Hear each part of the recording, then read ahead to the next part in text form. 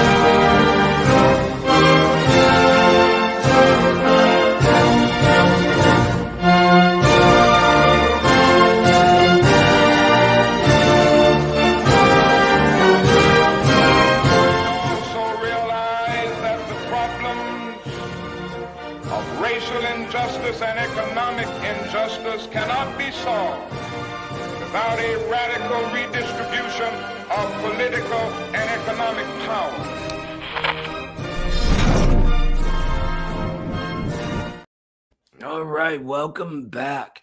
So I did get a message during our intro from Drew. I'm the Jew. He's Drew, right? Who said to give him 20 minutes. He apologized. So hopefully he shows up. We're waiting for you, Drew. In the meantime, we can talk about the sort of things I'm going to be asking Drew about. He said a lot of wild stuff about China, about the proxy war in Ukraine, all kinds of stuff that just, it's the sort of thing, you look at it and you're like, what? Do you think the world is a cartoon?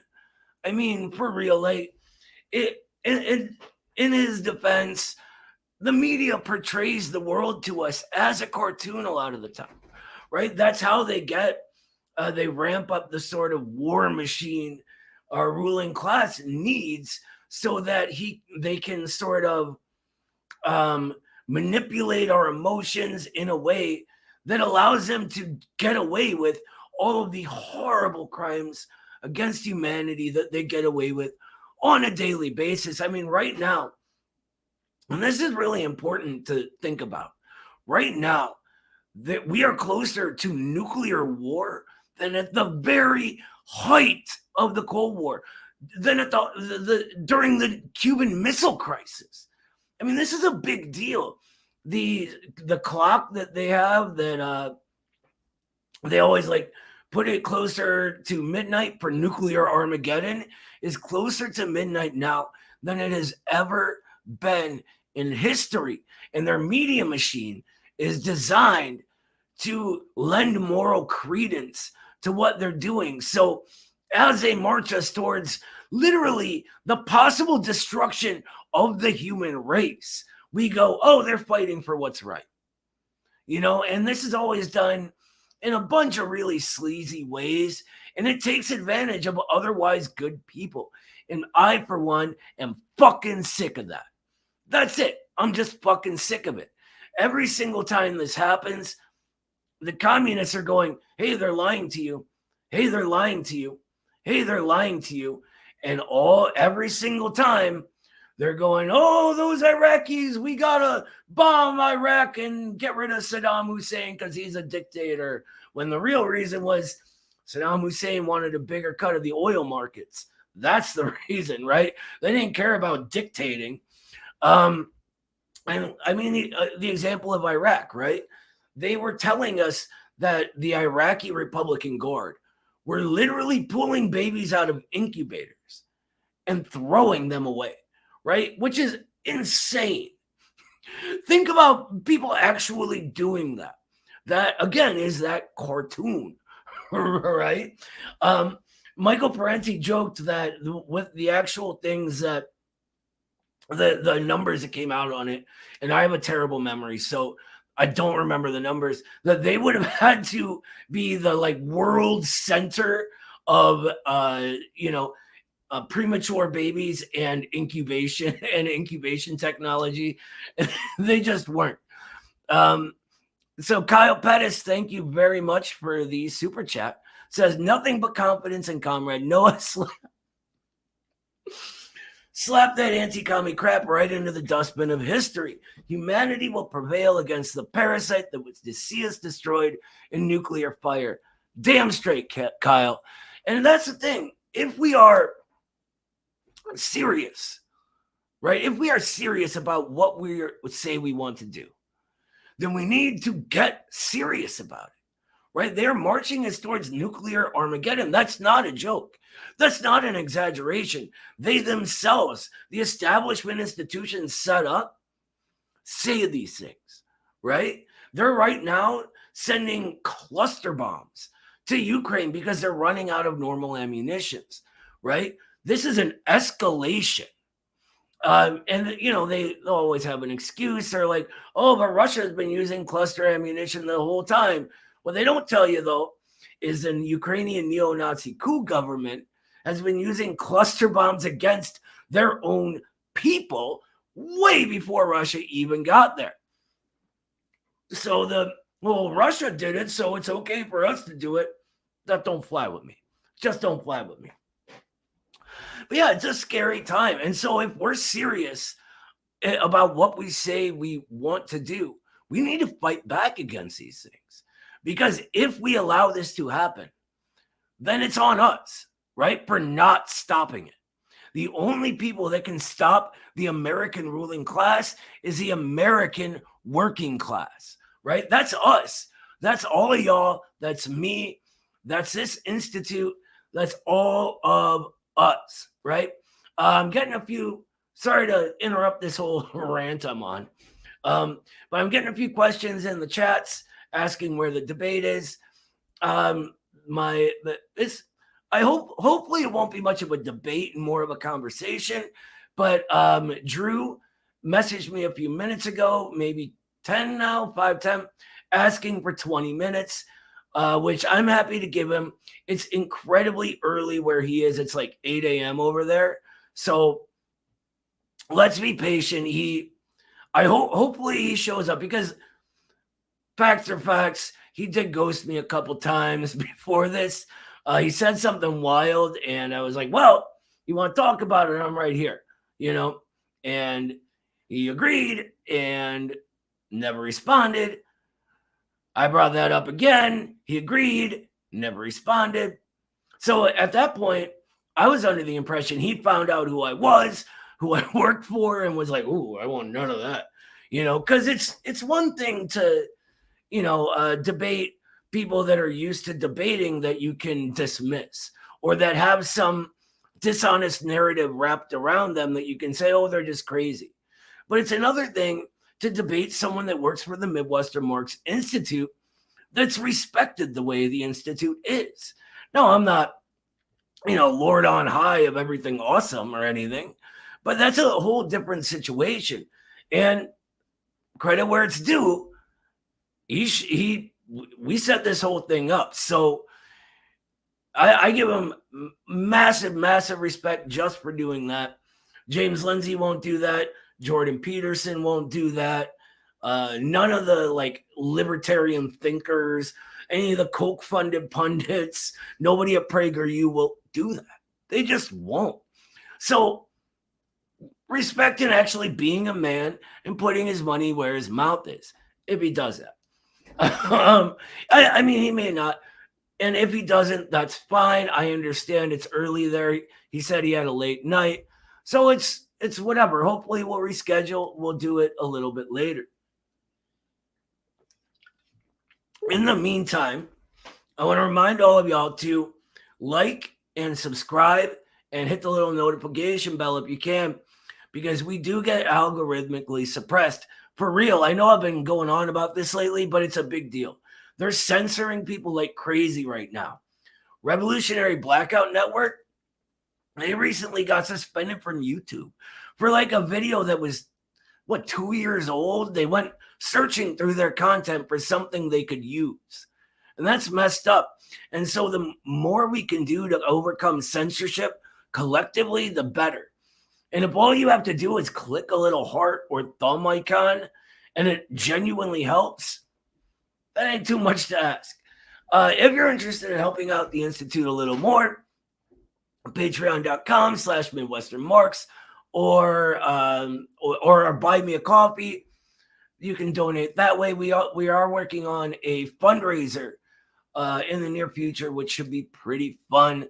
I'm excited about that. We have a song worked out and all kinds of workshops and cool stuff planned. What we want to do is have like a whole day live streaming and different shows and segments going on throughout the day, kind of like an NPR telethon, right? But on the internet. So yeah, that should be fun. And in the meantime, while we're waiting for Drew, he still has a few more minutes left of the 20 he asked for. I'll give him a little thumbs up to let him know I saw it. There we go. If anyone has any questions, feel free to ask. I'm right here. We're not doing much. But I'm excited to talk about it. See, here's the thing. You don't really get to talk to anti-communists often. The people I work with who say they're anti-communists have no idea whatsoever what communism really is. So most of it's about kind of like them going, isn't that like, you try to force everyone to be equal and then it all falls apart and Stalin eats everyone's babies. And I go, of course not. That's crazy. And that's basically it. It's like a whole explanation of people that don't know a lot and would like to learn. So it'll be a whole different situation tonight. Jacob, thank you for the question. And yes, in the meantime, leading up to the debate, could you react to this video by college professor speaking about Lenin? The video is almost an hour long, so I would skip to the 9 minute and 54 seconds mark. Do me a favor. I can't get links through StreamYard like this. Direct message me on Twitter. My Twitter DMs are open. And send me the link right now. And absolutely, I'd be happy to react to it. Thank you for suggesting that, Jacob. Jacob's a great guy. He's always giving us suggestions and stuff like that. Really good stuff to look into. Ooh, Luis Gonzalez has a good question. Do you think quantum computers and AI are good for Marxism, or is it too woke? I hesitate to say good or bad for Marxism because Marxism is a way of viewing the world, right? It's a world outlook and method of analysis. Do I think computers and AI are good? Under capitalism, they have the potential to be absolutely disastrous. In socialism, though, the sky's the limit. You know how much work we can eliminate and give more time to personal fulfillment, human flourishing, if we're not getting exploited all day? Like, there was recently a Tucker Carlson video when he was talking to Ben Shapiro about this that went viral recently. I think the actual video is a couple of years old, but the video was really good. And Carlson surprised Ben Shapiro by saying that, he would hold back this technology because it would put so many people out of work. And he's not wrong about that. What he's wrong about is the way you interact with that, right? You don't hold the technology back and hold back human progress, really. You allow that technology to flourish and live up to its full potential, and you alleviate any possible problems. So why would it put people out of work, right? People would no longer have to drive because there's self-driving cars. Graphic designers, they'd be completely out of work. They'd basically be AI program operators, right? In a socialist society, that's just less work we have to do, right? That's a good thing. If I'm a driver in a socialist society with self-driving cars, all I have to do is sit in the driver's seat, push a button, make sure nothing goes wrong. That's good. That's a good thing. But yeah, in capitalism, it cannot do that. We need to get over that fundamental contradiction between the forces of production and the relations of production, right? And get them up to it. I see, in the Discord. Of course, I don't have Discord open. Thank you very much, Jacob. I'll look for it in a minute. Duck Hash Brown says, get dialectic over this guy, big dog. Thank you. And Will Bona says, you should point at the camera. Yeah, I'm made fun of for that all the time. It's a Slavic Jewish thing. We talk with our hands a lot. I point a lot. It's a thing. I bug Eddie enough, and he'll get the T-shirt actually made that's being designed of me going like that. But let's look for this link that Jacob sent for us. Stream reactions. Huh? I'm looking for it right now. Oh, there's a lot to scroll through. I apologize, guys. All right. We're going to it. We're going to go.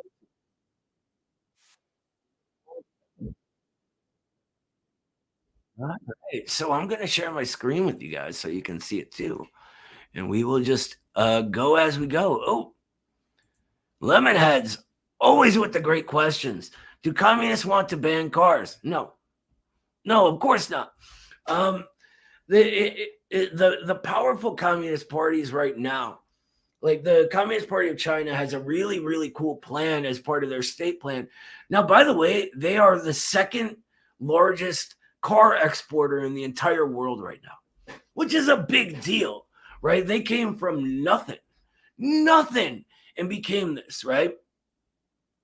And they're actually growing, and they're set to outpace Japan. They recently outpaced us, Germany, and a few others. So their plan is to, over the next, I think it's 15 years. I might be wrong. Don't quote me on the exact years. Maybe it's 25. But they're doing a full transition from gasoline combustion engine cars to electric cars, which is huge for the environment, right? And yes, I know you still charge that with coal factories and all that, but that's still a big deal. The ecological civilization idea that they have in China is huge.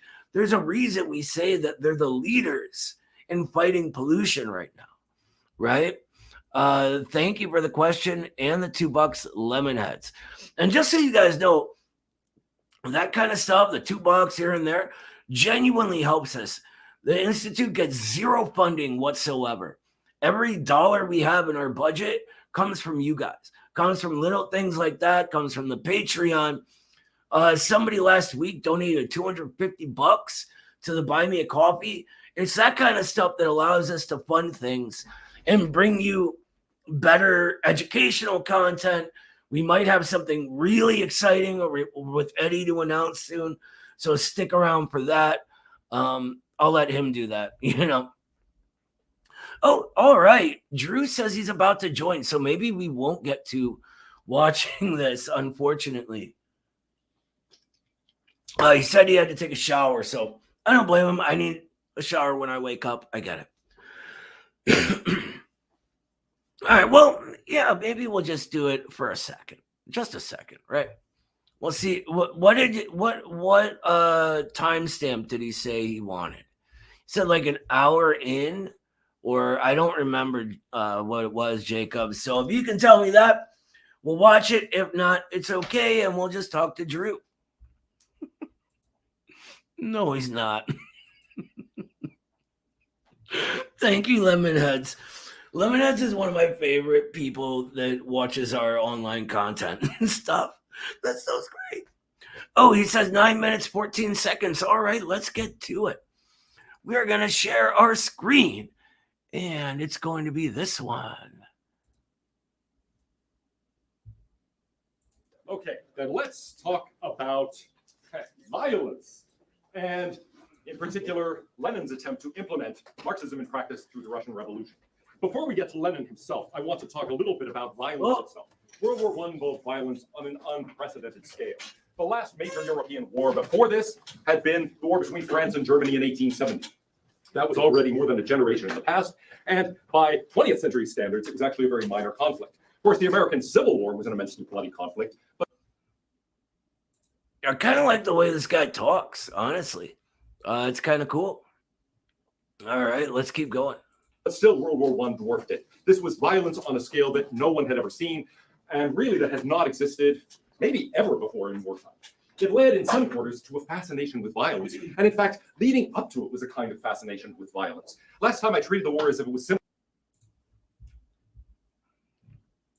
Ben has a really great comment here. Sorry to interrupt the video. Says you were being remarkably cordial in response to what's clearly inconsiderate, unprofessional behavior. Now, here's my thing. I have a paper that's going to be part of my book that's coming out soon called Walk the Walk. And I expand on this. And it's sort of how we need to conduct ourselves as communists. And it's about sort of creating a new reputation where ours has been so tarnished by so many people who aren't really communists, who are liberals, middle class people, and then the lies of our class enemy, right? And so no matter what, I always assume good faith. I'm always cordial and kind and respectful, because that's not what people expect. And it should be. We need to hold ourselves to a very, very high standard if we want to earn the right to call ourselves communists. If we don't consciously work on that, then we have no right to call ourselves communists. What I do is I think about a few things. One, what would my father say about what I'm doing?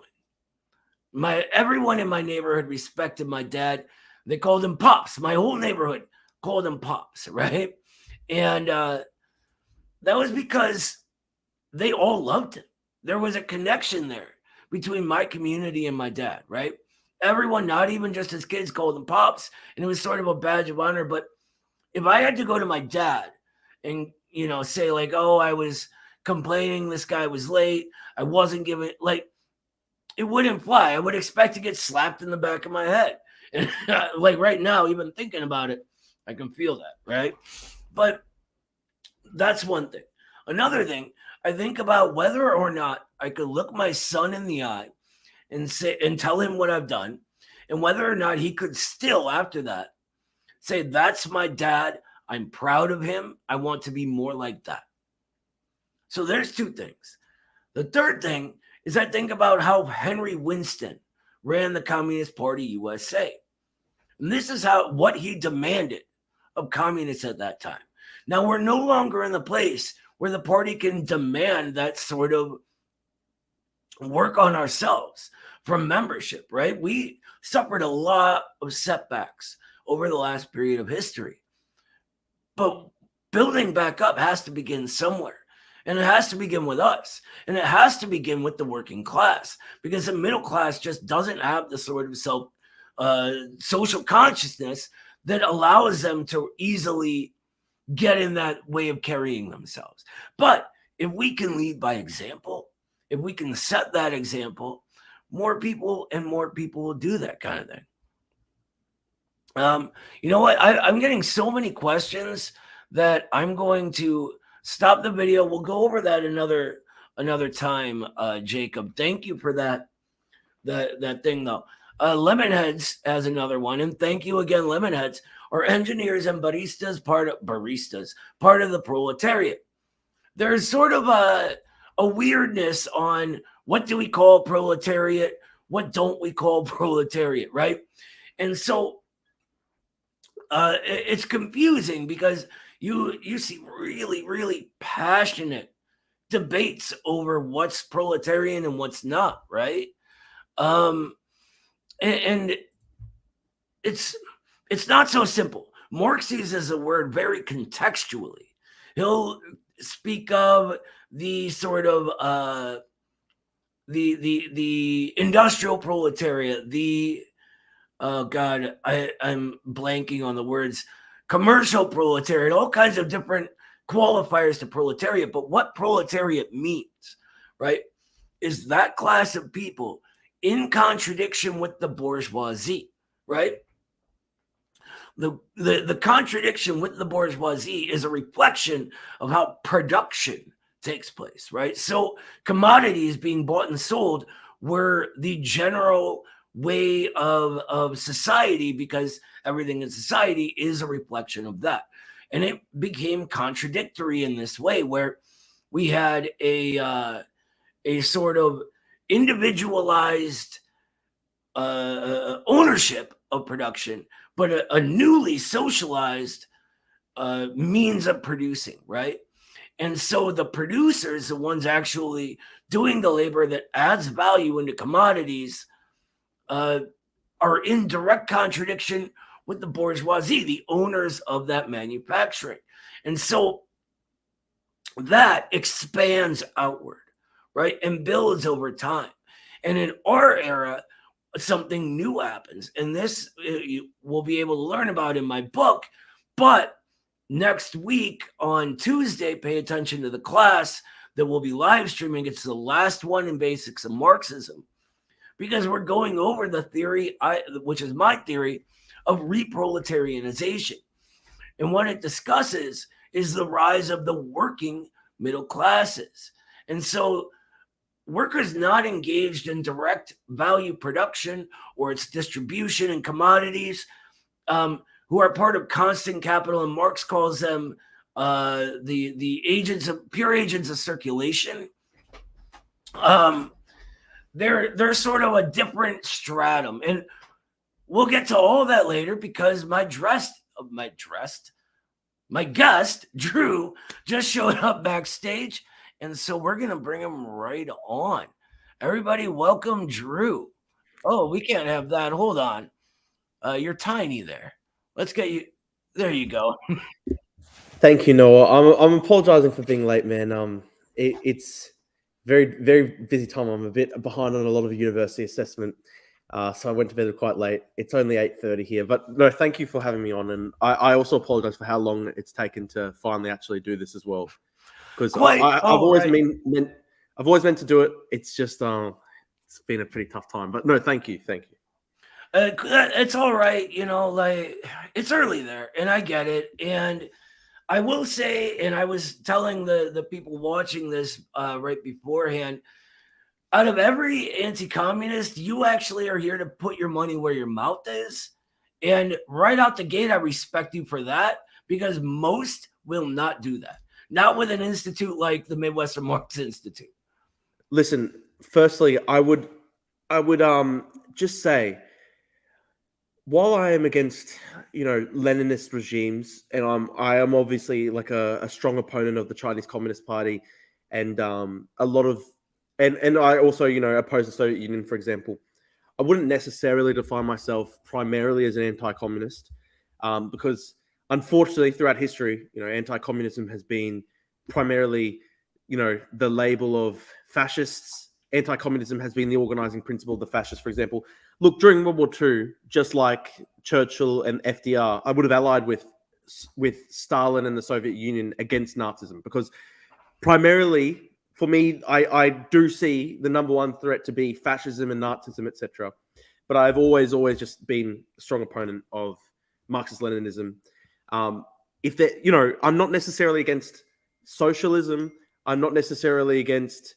Look, I'm often against some of these regimes I'm often against a lot of this ideology in practice, but I wouldn't necessarily say, I define myself primarily as, someone who is opposed to the idea of communism.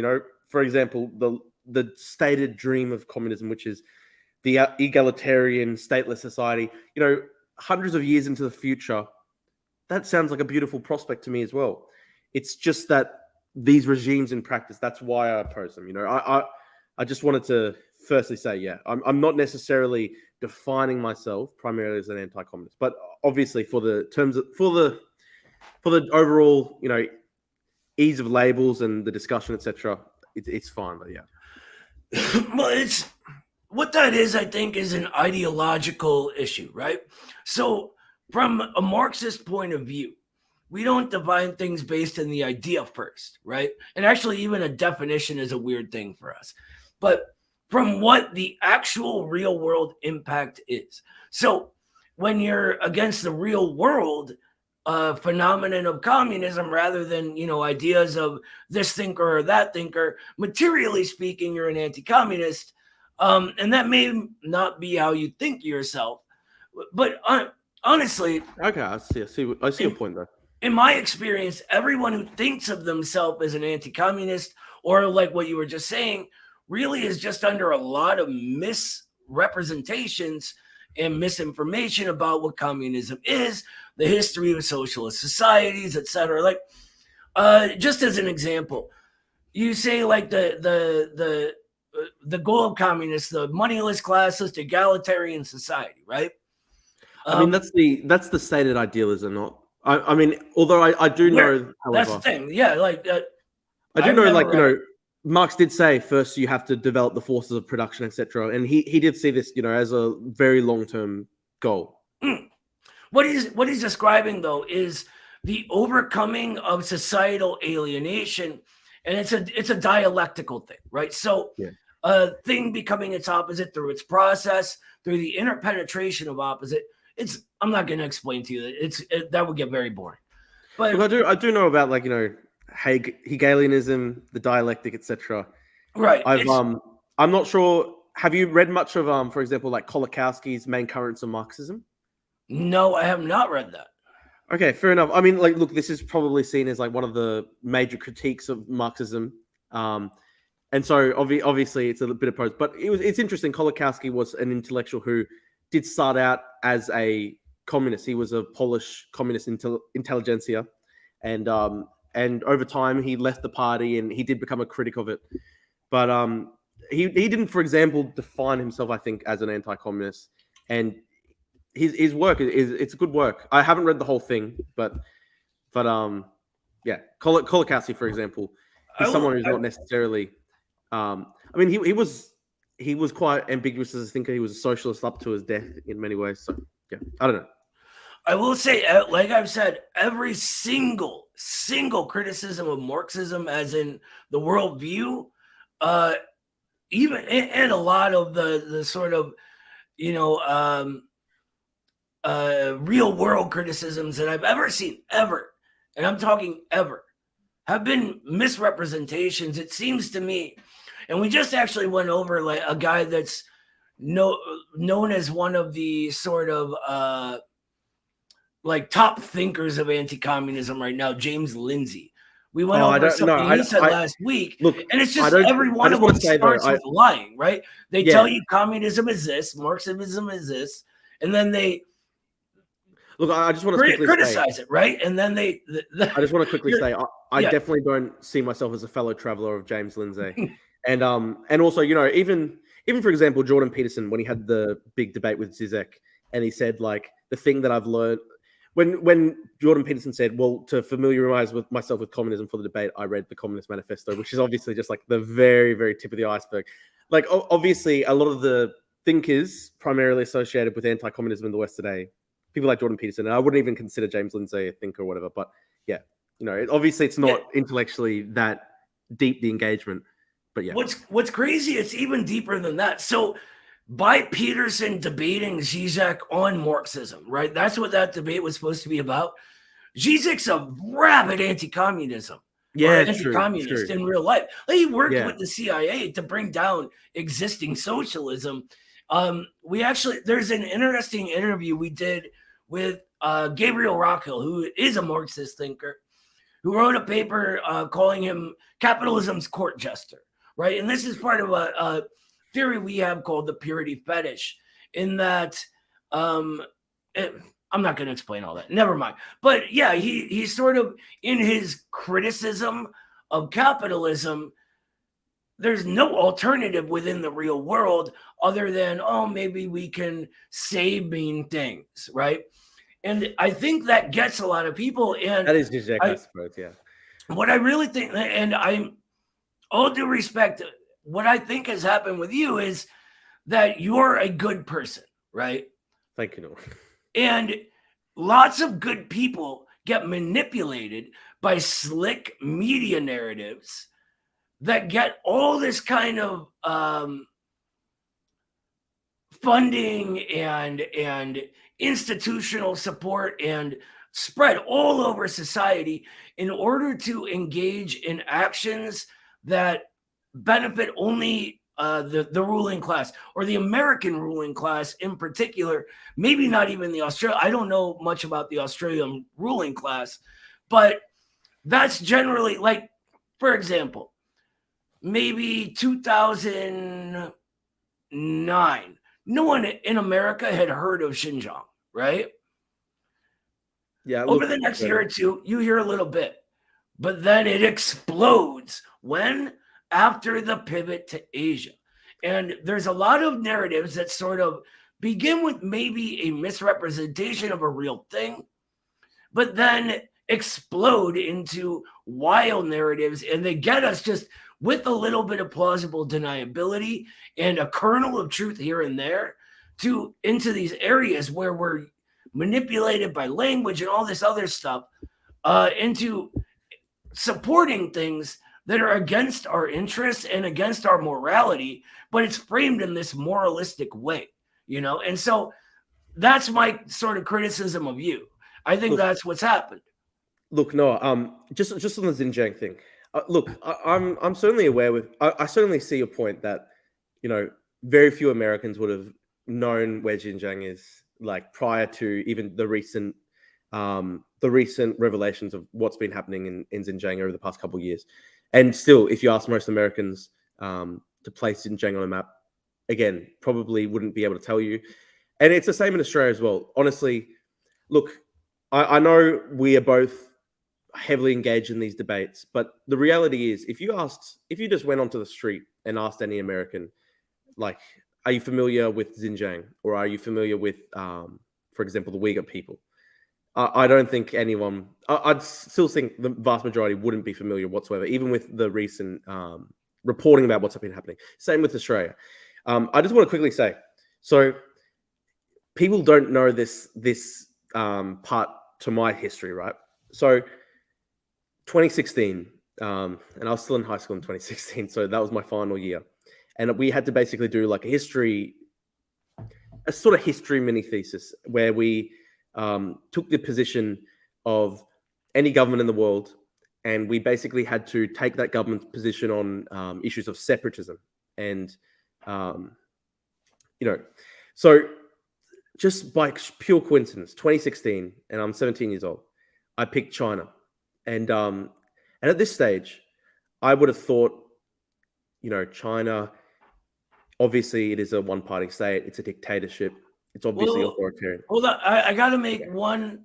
Okay, you say. If you haven't yet proven something to me, and I'll give you a chance to do so. Okay. No using language like that, okay? So they do call it the party state, but there's many parties, Can I many say one thing? citizens organizations. We can't call it a one-party dictatorship.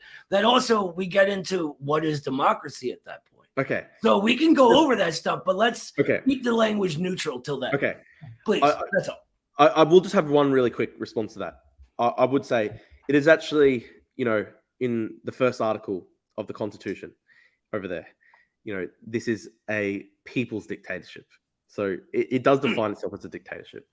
And Well, the old people's dictatorship is far different, and I'm sure you know this, come on, than a one-party dictatorship the way you're saying. Look, we Right? can get into this a bit further. I'll continue Go my on with story. what you're saying. That's fine. That's fine. And I would really quickly say, I know you will say there are other parties in the Chinese National Congress, etc. In practice, these parties are subordinated to the Chinese Communist Party. But we'll go on. We'll go on. Okay, so 2016, I'm 17 years old. I picked China. So you actually have to write like a sort of mini thesis, 3,000, 4,000 words type thing. And obviously a lot of research where you adopt the position of that government regarding separatism at the United Nations.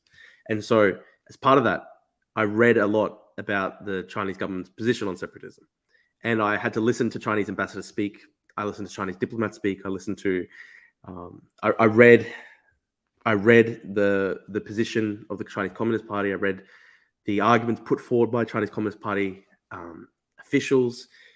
I read this pretty deeply. This was 2016, right? And prior to that, I wasn't actually familiar with Xinjiang or the Uyghur people.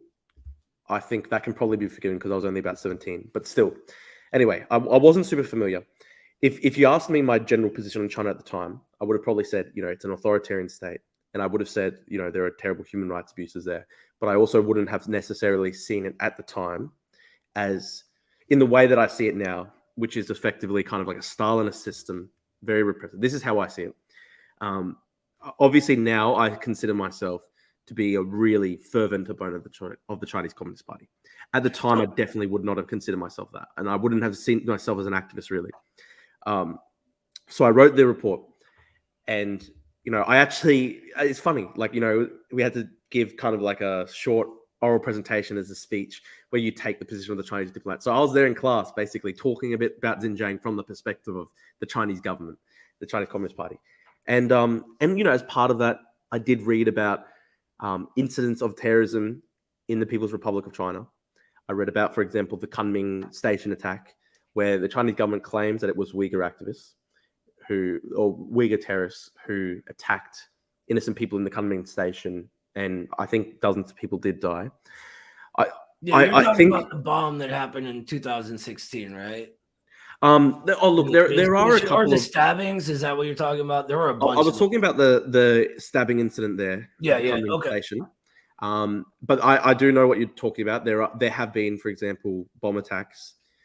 There have been, incidents of terrorism in the People's Republic of China that have been perpetrated by extremists. That is absolutely certain.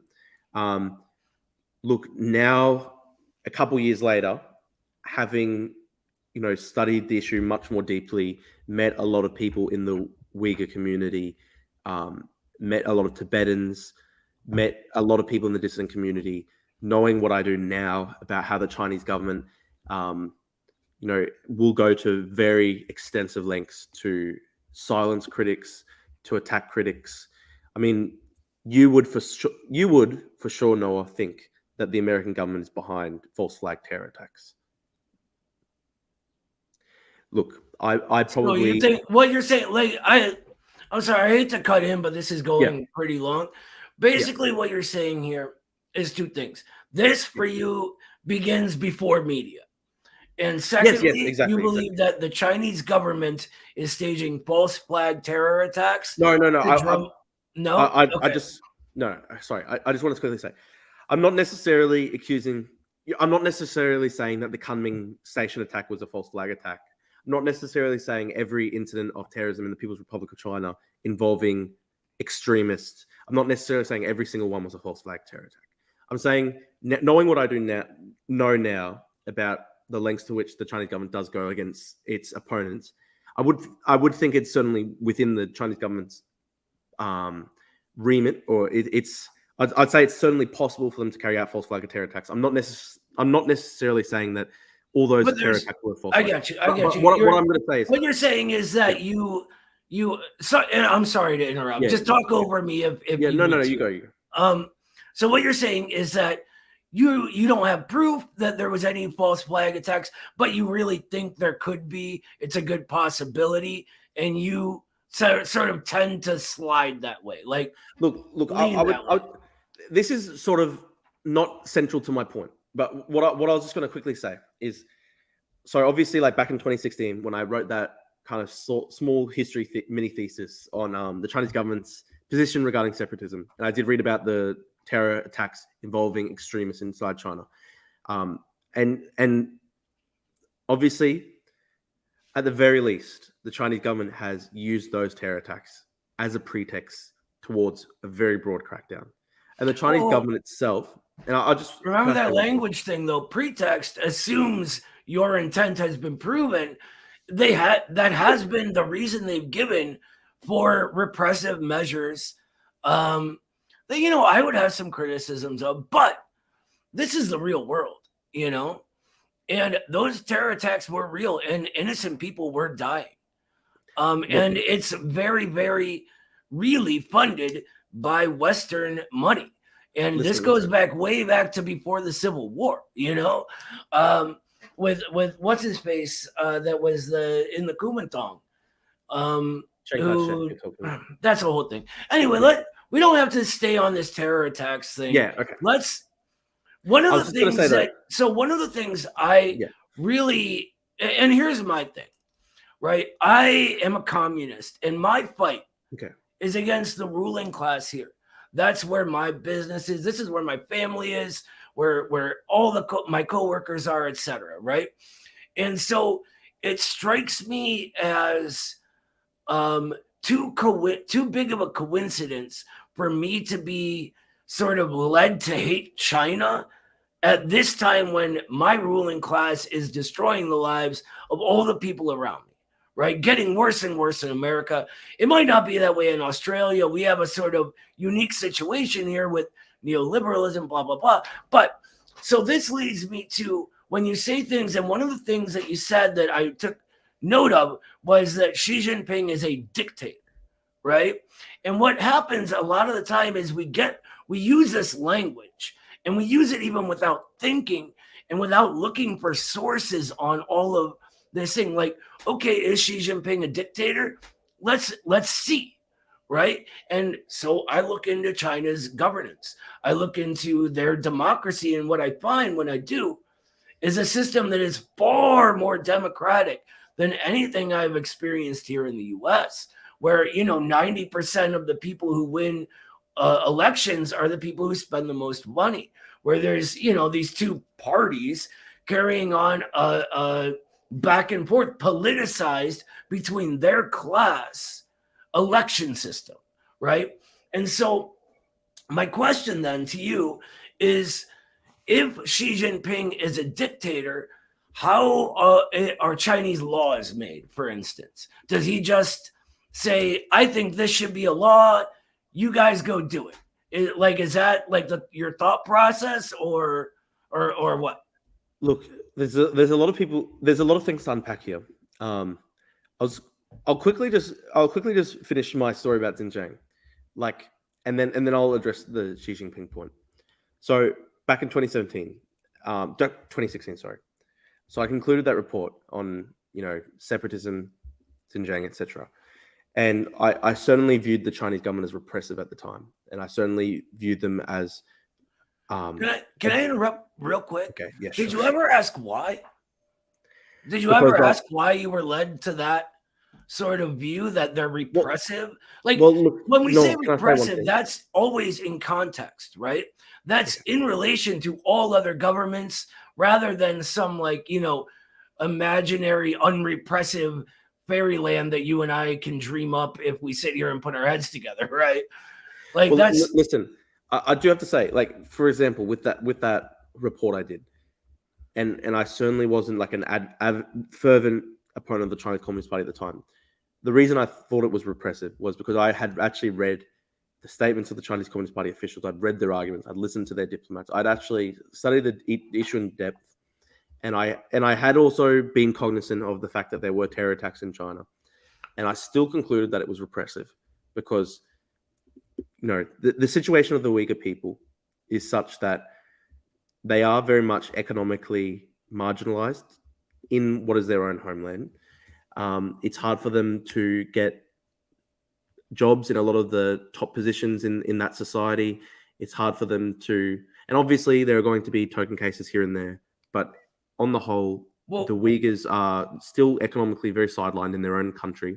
There has been a really strong pattern of sort of government sponsored and and heavily encouraged government migration from the Han core to Xinjiang. And so hold on. Let's, before we get to immigration, I want to go into there's a lot what of you're stuff. saying. So what you're saying, I want to get you clear. Okay, yeah. What you're saying is that the Chinese government, of the People's Republic of China, is specifically marginalizing the people in Xinjiang, and mostly the Uyghur people, since they make up the majority there, and keeping them impoverished. Yes, this is my view. I know you're going to, and I know you'll talk what about leads you to, but this is the second point after repression, or is this what you think the repression is? I think it's all fused together. Basically, politically and economically, Uyghurs. This was my opinion in 2016 when I was 17 years old. I'd done a report reading the Chinese government diplomats, and this was before any reports of mass internment in Xinjiang. Right. Okay, even before, I get you. I just don't want to repeat the whole thing again. Okay, I apologize. Yeah.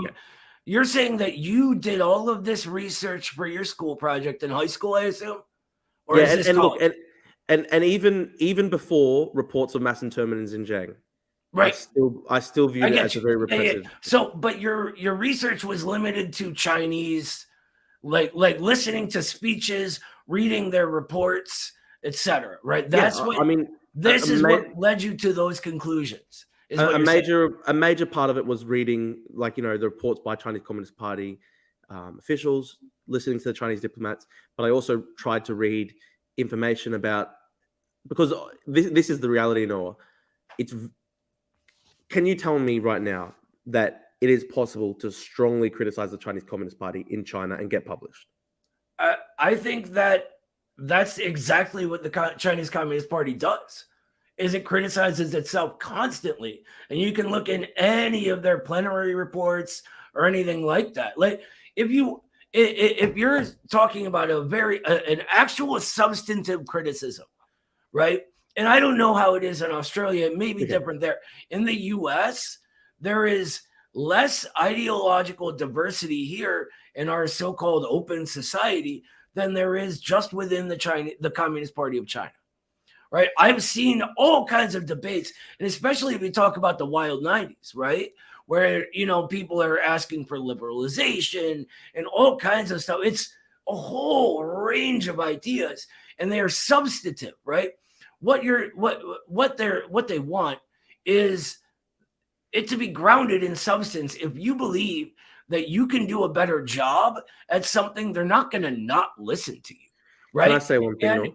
But this is like a whole side point, because what I wanted to focus on is you say that you went to all of these Chinese reports, these Chinese government speeches, etc., and came away that they are repressive and specifically targeting Uyghur Muslims, right?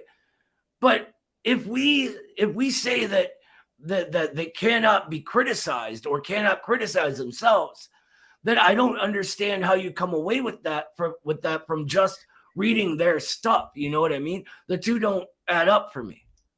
Look, I just want to say, on the broader point of, Chinese Communist Party self-criticism, etc., free speech in Chinese society. Are you familiar with, for example, Ilham Tohti? I'm sorry? Are you familiar, for example, with the Uyghur thinker Ilham Tohti? I've heard the name, but I can't. You'd have to give me a gist. Okay, so and I read Ilham Tohti's work, right, in translation. And Ilham Tohti was a Uyghur, and he was doing essentially what you're saying right now, that it's possible to make substantive criticism of the Chinese Communist Party, and as long as, obviously, like, you're saying within reason, it's possible to make substantive criticism of the Chinese Communist Party. I'm saying I play video games with Chinese people who do the same thing every day. Okay. Well, this is and sure, like, I'm not saying, obviously I know that not every single Chinese person, in even Chinese Communist Party members, obviously they don't all think in lockstep. Obviously that's impossible in such a large and diverse society. But for example, I'll just note the example of Ilham Tohti. I read his work in translation. This is a guy who was incredibly moderate. He was not a separatist by any means. He was actually a Communist Party member, I believe. I'll just quickly double check that fact. But no, that's okay. I'll believe you. Let's just say he was. He was a Uyghur economist, and all he argued for basically was the Chinese government to honor its own constitution, which like the actual wording of the Chinese constitution, it affords a lot of rights to minorities. It talks about autonomy for the Uyghurs, etc. This is the Chinese and I would say Party. that's being fully enacted in the poverty alleviation campaigns. I mean, the amount of investment in that area is huge. But okay, so you read this guy's book, right? And he's basically saying that the Communist Party of China is not following its own constitution and targeting this section of the population for something bad, right? Have you ever, my question is, have you ever checked to make sure he wasn't lying? Have you ever checked the context? Because this is what we do, right? And there are 1,000 books written by 1,000 people that are straight up lies, or you just see that there are references rather than seeing if those references add up, and then going to those references and seeing if those references add up to the last one, all the way down to, if you've been in university, of course, the primary source, which, as you know, if you're doing some kind of research paper, you can't use tertiary sources. You need that primary one, right? And so my question is, did you check all of the primary sources? Because all the time, this is what happens, is we just don't. There's not enough time in the day, Look, just for the sake of the argument, I brought up actual Ilham Tohti's book right now. And I'll just read out like one small paragraph, just to kind of give you a flavor of, like, just to show you this guy's quite moderate, like much more moderate than me, for example. So he goes, this was a speech, for example, he said in 2009, it's titled, "Isn't it time to rethink China's ethnic policies?" And this is the content of his speech, right? Politburo member and Guangdong Party Secretary Wang Yang told the foreign reporter in Guangzhou on July 29th that it's time to reconsider China's policies towards ethnic minorities, but he didn't say anything specific about what mistakes had been made or put forward any plan for resolving them. He said the policies themselves definitely need to be revised based on the actual situation. China is a multi-ethnic country. There will be problems if we don't make some adjustments right away. For Wang Yang, who is close to President Hu Jintao, to say this kind of thing shows that the Chinese leadership is carefully considering how to deal with the Xinjiang problem and revise the country's sensitive policies towards ethnic minorities. So, okay, and what happened to this guy? Okay, so just like, he's actually quoting. I get what he's saying. What he's saying. You're saying he's asking that. Oops, I'm sorry. I threw my pen at the desk. He's asking nicely to change it. So in your view, also, just one last. He asks nicely to change policies, and then what happened? Can I read That's one what last? I want to know. And for example, he said, and this is like the next thing he goes, in Xinjiang, the average life expectancy, infant mortality rate of urbanization, per capita income, employment rate, and other important indicators are all worse for Uyghurs than for Han. In reality, Uyghurs' autonomy and religious freedom are quite limited. For example, even though the top officials in many levels of government in autonomous regions are ethnic minorities, the real power and actual oversight of policy implementation in these regions is tightly controlled by the party secretaries, all of whom are Han. So as you can see, this is not a guy who's necessarily saying.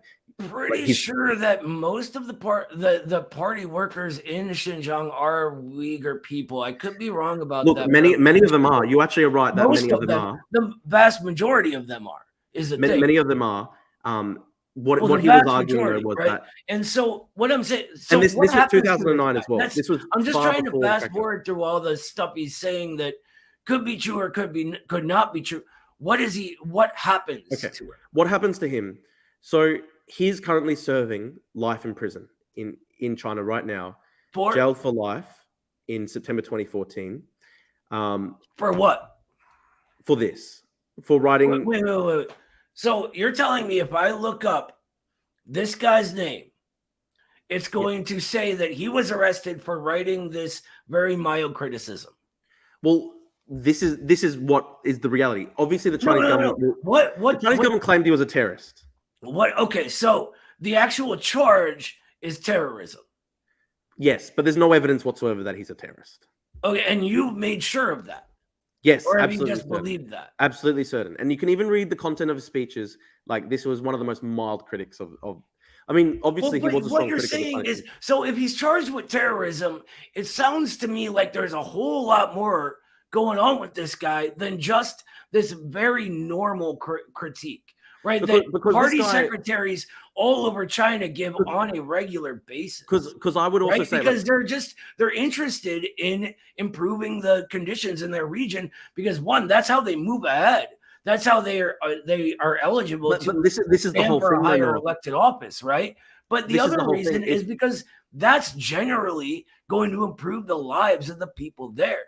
So, like, I can't sort of envision a world where this specific thing, what you're reading here, is why they arrest him.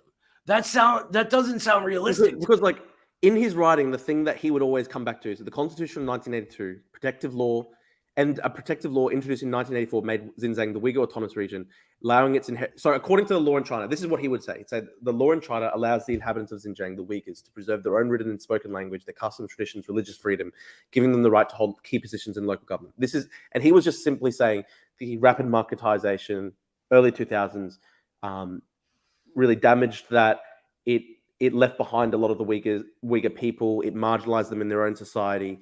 And he was simply saying, and he was never a supporter of East Turkestan independence. He was never saying that the Uyghurs should have their own state separate from China. He was just simply saying the Chinese government should afford them the rights according to their own constitution and law. This guy's a very moderate guy, and he's currently in prison, life in prison now. So from what I can see here, he is arrested for separatism, which is illegal, right? So yes, it would be like if I was in Ohio, right? I'm from Cleveland, Ohio. If I began organizing to secede Ohio from the U.S., the U.S. government would arrest me for the same thing. Can I say one thing, Noah? Obviously, the Chinese government, because it's the judge, look, where is the safeguard in the system whereby someone can say, actually, this guy's not a separatist. He's not supporting an independent East Turkestan. He's not supporting an independent Uyghur state. This is just a moderate critic of some of the Chinese government's current policies. Where's the safeguard in the system? Okay. Now we're getting to something. Are you trying to tell me that China doesn't have a court system? No. Of course, China has a court system, but he didn't get a trial, or I don't get it. No. There. Of course, there is a court system in China. Of course, there are trials, but in practice, if the party says this guy is a separatist, where is the ability to challenge that? So this guy, it's a very clear example, Noah. Like, this guy was very moderate. He never called for an independent East Turkestan. And I actually, from what I'm seeing here, he did very publicly. Okay, can you show me one example where he said, I want an independent state for the Uyghurs? I don't have any research in front of me, but I would. Okay. Here's the thing. But I'm only saying that. I'm not saying that to call you out. I'm only saying that to say it doesn't exist, because this guy was a very moderate critic. He wasn't a separatist as such. He was saying, Just think back to the actual content of his argument, right? His actual content of the argument is the Chinese government has laws and constitutional. Okay, but this is one argument at one point in time, Drew, right? I'm just. He has a whole one example. I'm giving you one concrete example. More extreme or less extreme. You know what I mean? It's not just the one section of his one book. Oh, of course. But just before you jump in, I just want to say this is one Uyghur thinker. But what you'll find in practice is this is applied to basically. Like this massive crackdown has applied to the entire Uyghur intelligentsia. Anyone who's in a position of leadership in China, who's a Uyghur, in any Uyghur in Xinjiang who's in a position of cultural influence has been a target of this crackdown, including long-term Chinese Communist Party members. There have been people who've been arrested who like spent decades serving the Chinese Communist Party as loyal officials, and they were included in the roundup. So what I'm saying, there's though, is been like, a lot of people that were arrested for corruption who spent their whole lives in the party, but they were also corrupt, right? But- so here's the thing. Here's what I'm saying. Your narrative here that sort of I get it. Your heart. It's not a narrative, though. I just want to say what you're told he's been arrested for, right? But the only thing I see he's imprisoned for is organization of secession. That's different. But you from can't saying provide. thing, but also, hold on. Will you just believe the China? This is the real thing. quick, let me finish real quick. Okay. What this only makes sense if we already assume that China is a dictatorship and they No, not go necessarily. after different people for different reasons and use these very repressive measures. And I will say that were it happening here in the US, even a socialist US, I would be very suspicious of the sort of surveillance state, right? That one, okay.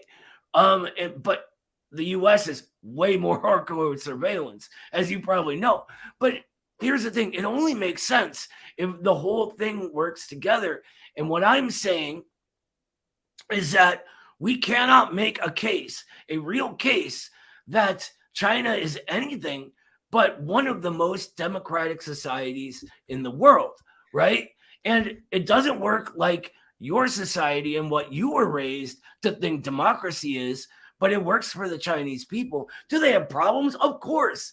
They're a regular place with regular people, right? There are all kinds of problems in all kinds of societies, but it is not uniquely authoritarian, and it's definitely not a dictatorship, which means that we need to view the kind of things you're saying here with a lot of skepticism. And so that's why I need, like, not just, okay, this news report says something, but let's see if that news report's telling me the truth. Right? Okay. I don't know if in Australia you guys don't have like the same media skepticism we do here. Our media is sort of uniquely corrupt, though. You know, it's bad here. Look, I just want to identify one thing here, right? Okay. You, by your own admission, you weren't familiar with Ilham Tohti's work. And I told you what happened. And I actually read to you passages of his book. And these were passages that are very moderate. He wasn't saying he's not like me, where, you know, I will go out there and I'll say overthrow the Chinese Communist Party, and I'll go out there and say the Uyghurs deserve self-determination, independence. He's not like me. He's not someone like me. He's saying, if you even just look at his own argument, he's saying the Chinese government has passed laws to protect us. We just want those laws to apply. He's not even saying we want a separate society. He's saying we want the laws passed by the central government to apply to us. So he's actually the opposite of a separatist. Yeah, that happens all the time, though, is what I'm saying. Like, all the party secretaries are doing that sort of thing, right? Okay, but here's the thing, though. When he gets arrested, it's not for saying this. Okay, right? but this isn't one thing, Noah. This isn't the case the state makes against They say it's separatism. They say it's not just saying something, but organizing something. That's different. Right, that's okay, like I'm charged. You don't have evidence that he organized something. Is my point. We could probably look up court records. Have you done that? I haven't.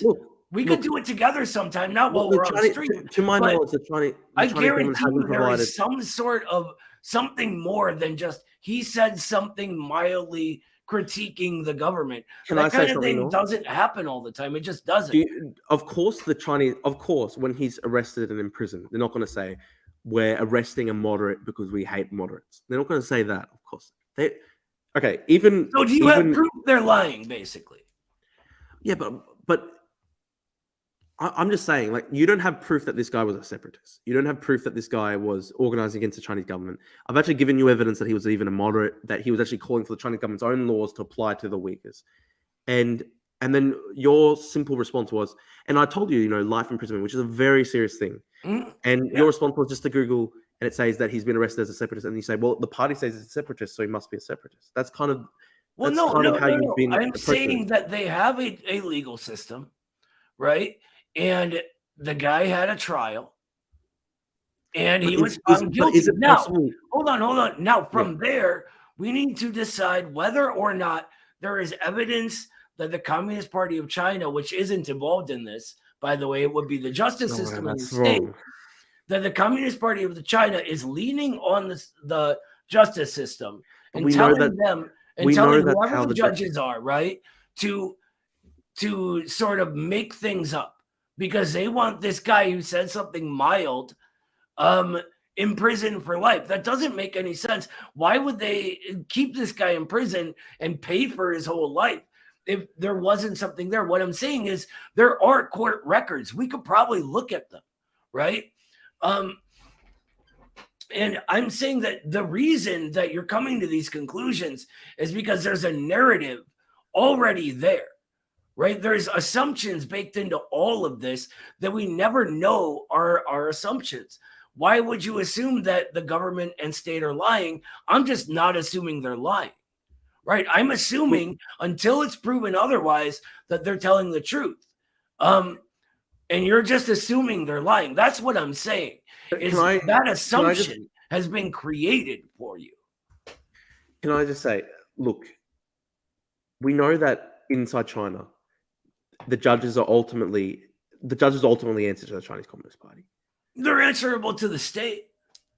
Sure. But the party they're is not independent. They're not independent. And Xi Jinping, no judge is independent. Every judge is answerable to the state they're practicing in, you know? But like, here's the thing. I don't know. I've never heard this guy's name, right? I don't know about this, so I can only go. I'm not trying to catch you out.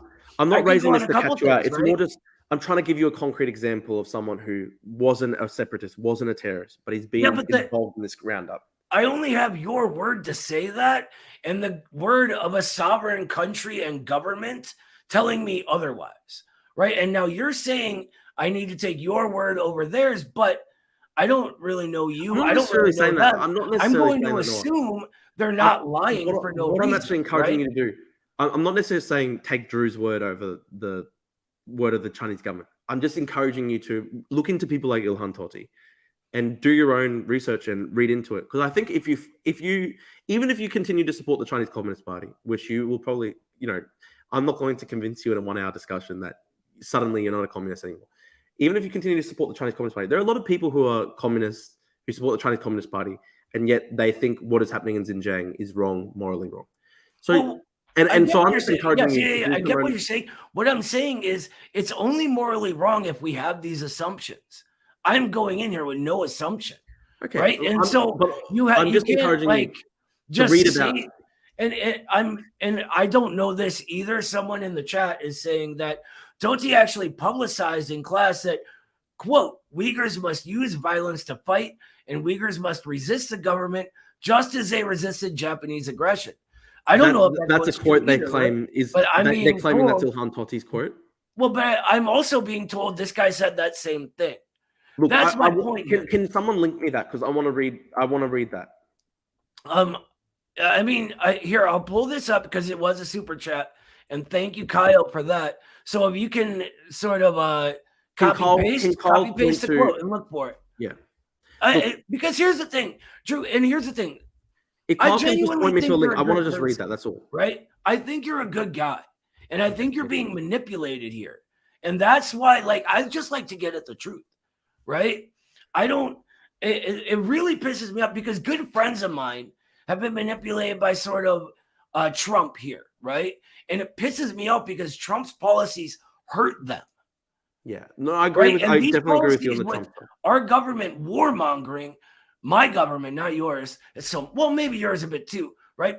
They hurt working people everywhere because they're giving ammunition to warmongers.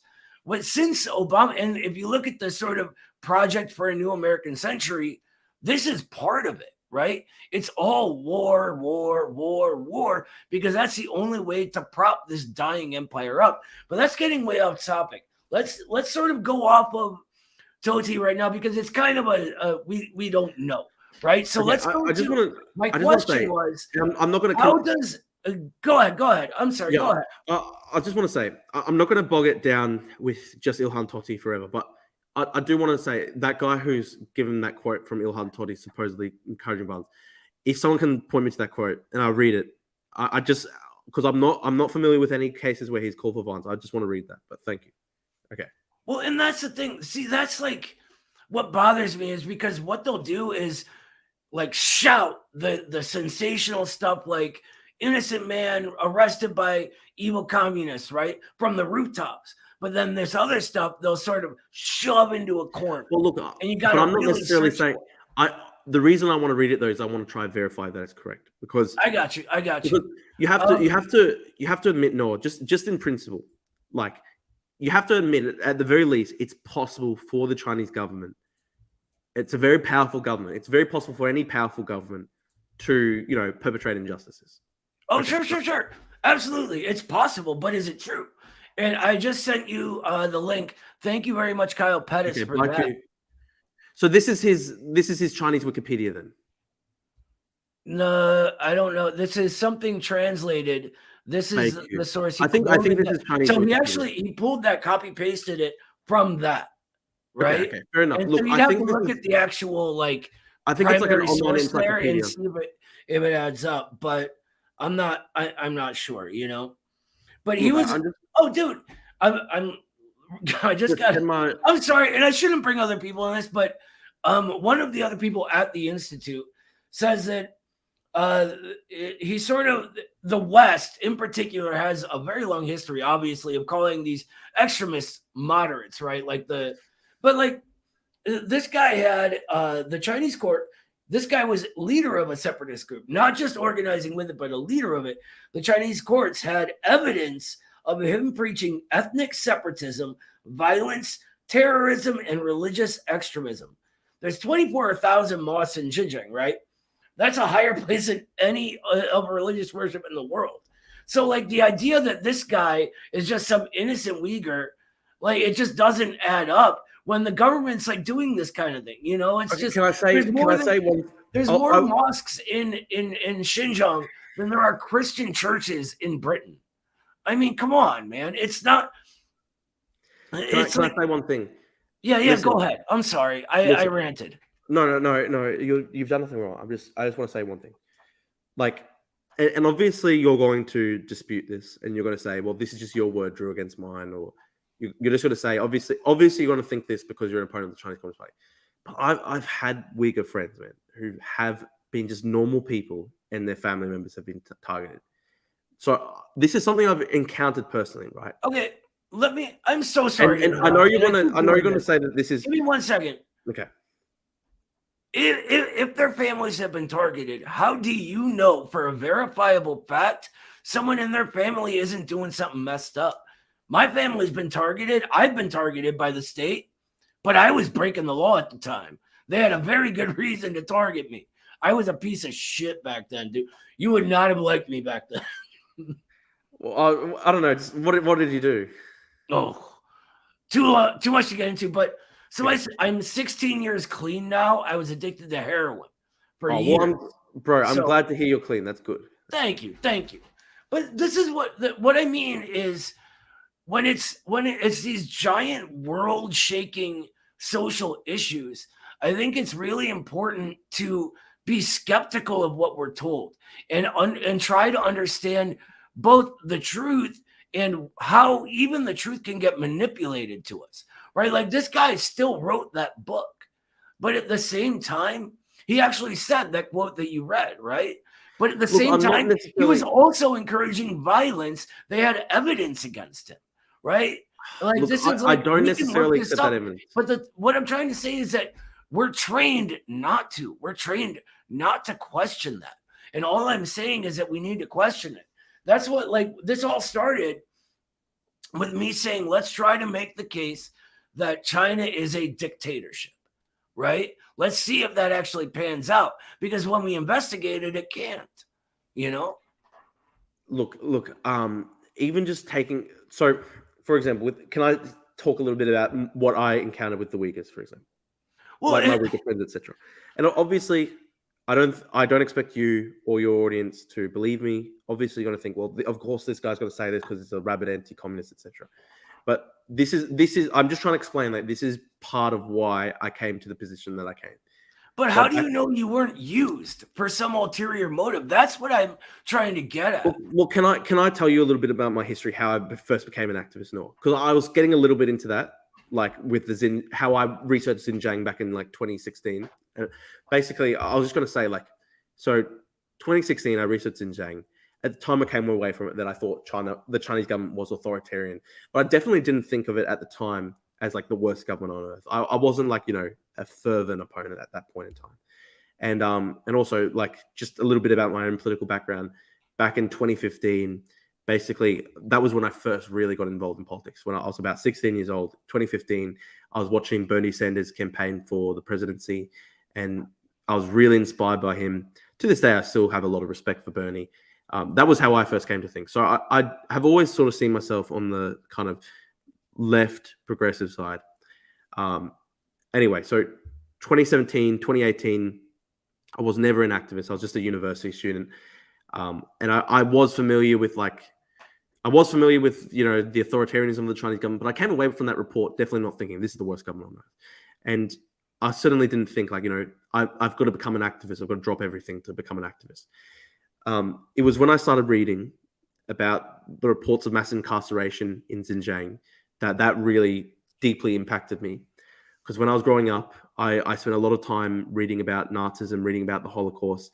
I spent a lot of time reading about the Rwandan genocide and, being appalled by the atrocities and being appalled that,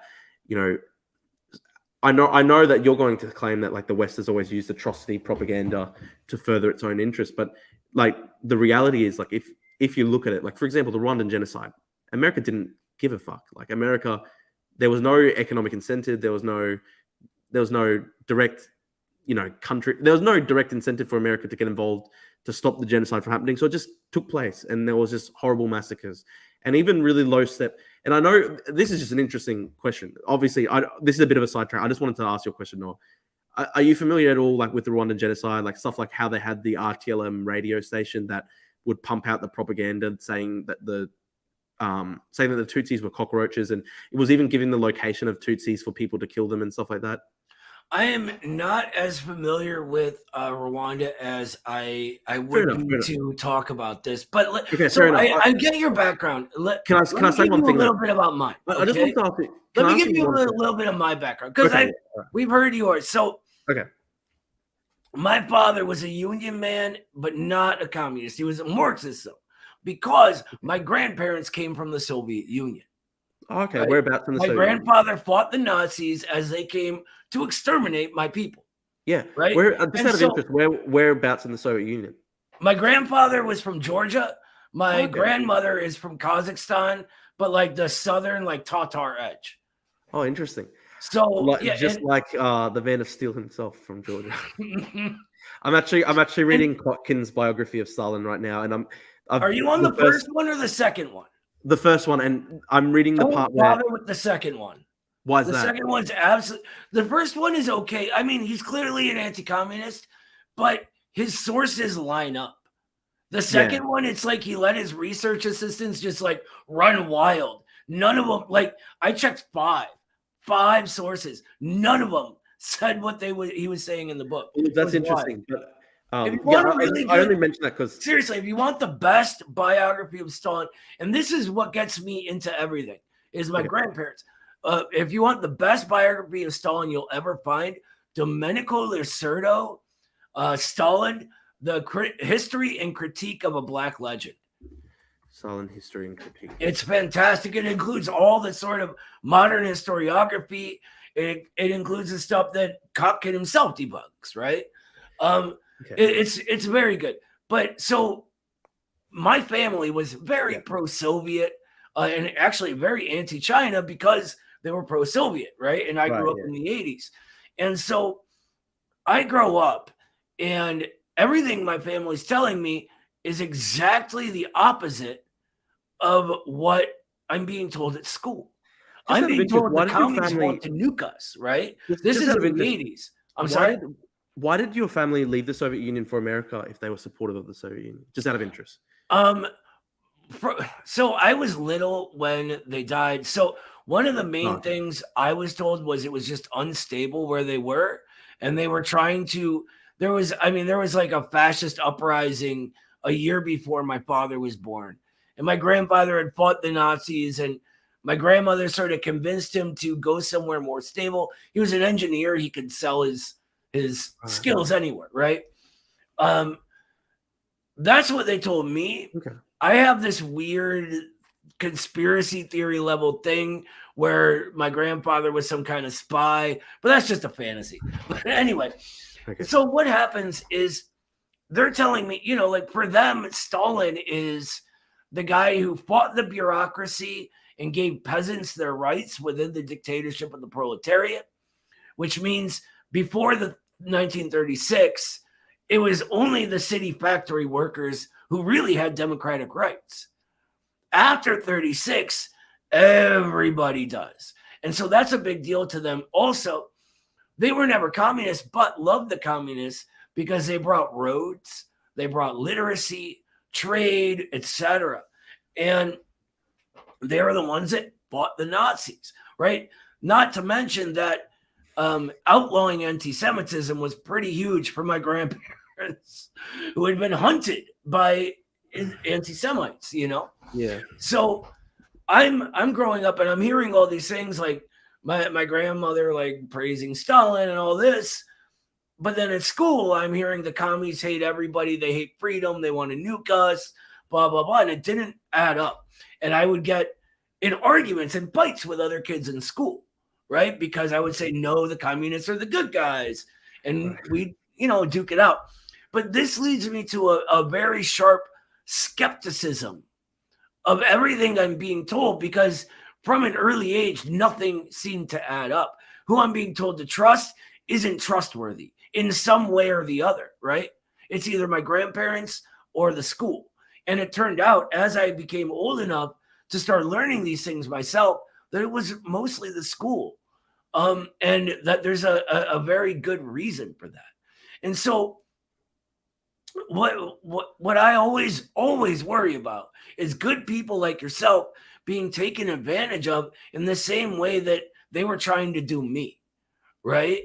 So like, that's why I say, like, let's, before we go and dedicate our lives to fighting a thing, let's make sure we are fighting the right cause. Let's make sure that what we're being told is correct, right?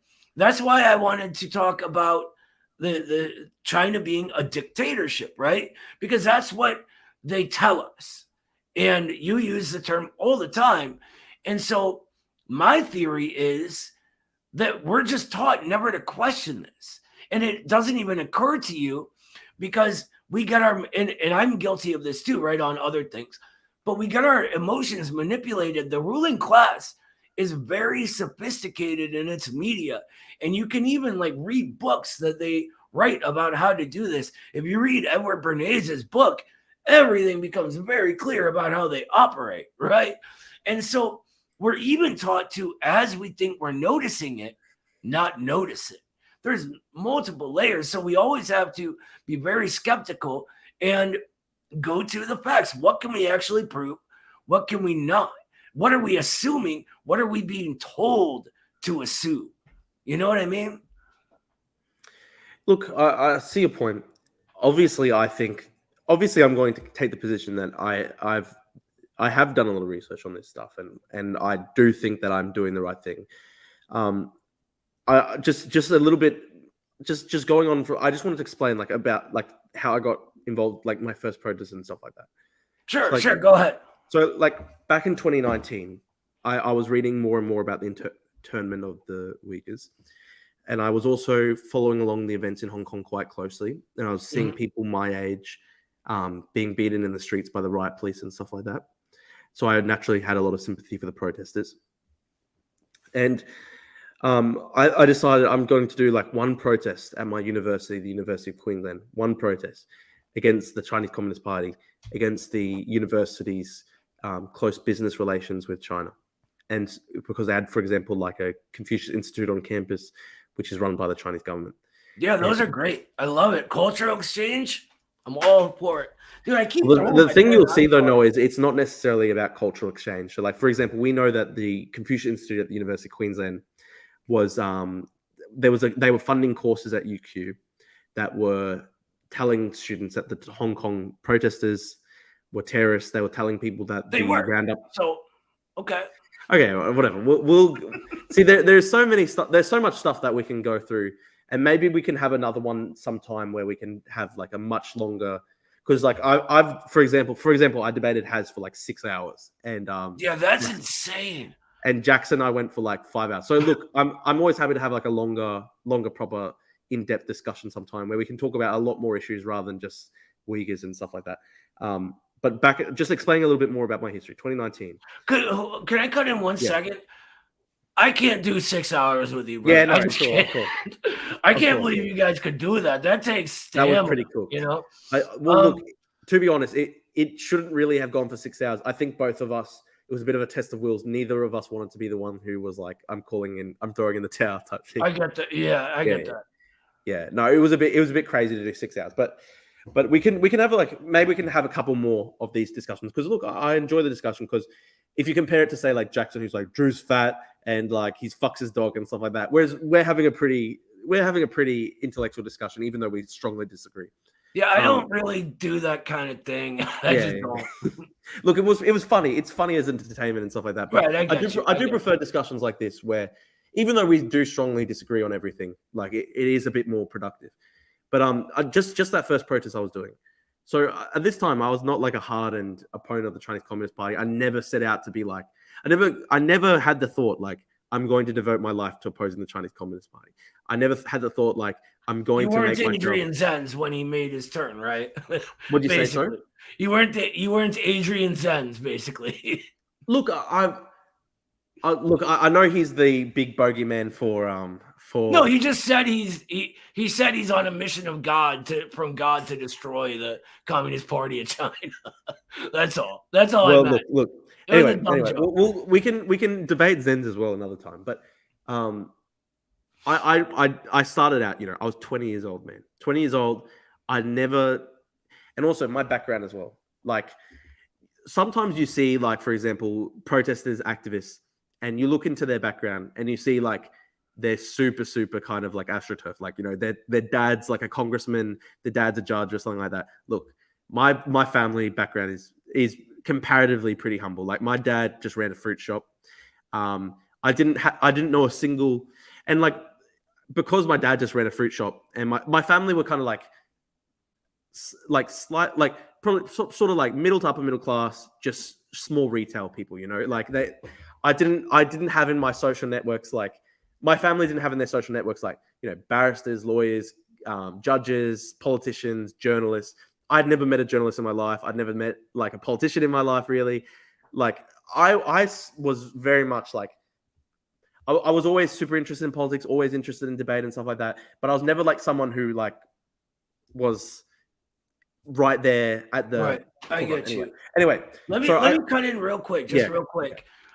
When you did go into it, that's a weird time. That's a scary time because the like cliques involved in activism, no matter what, they're kind of assholes usually.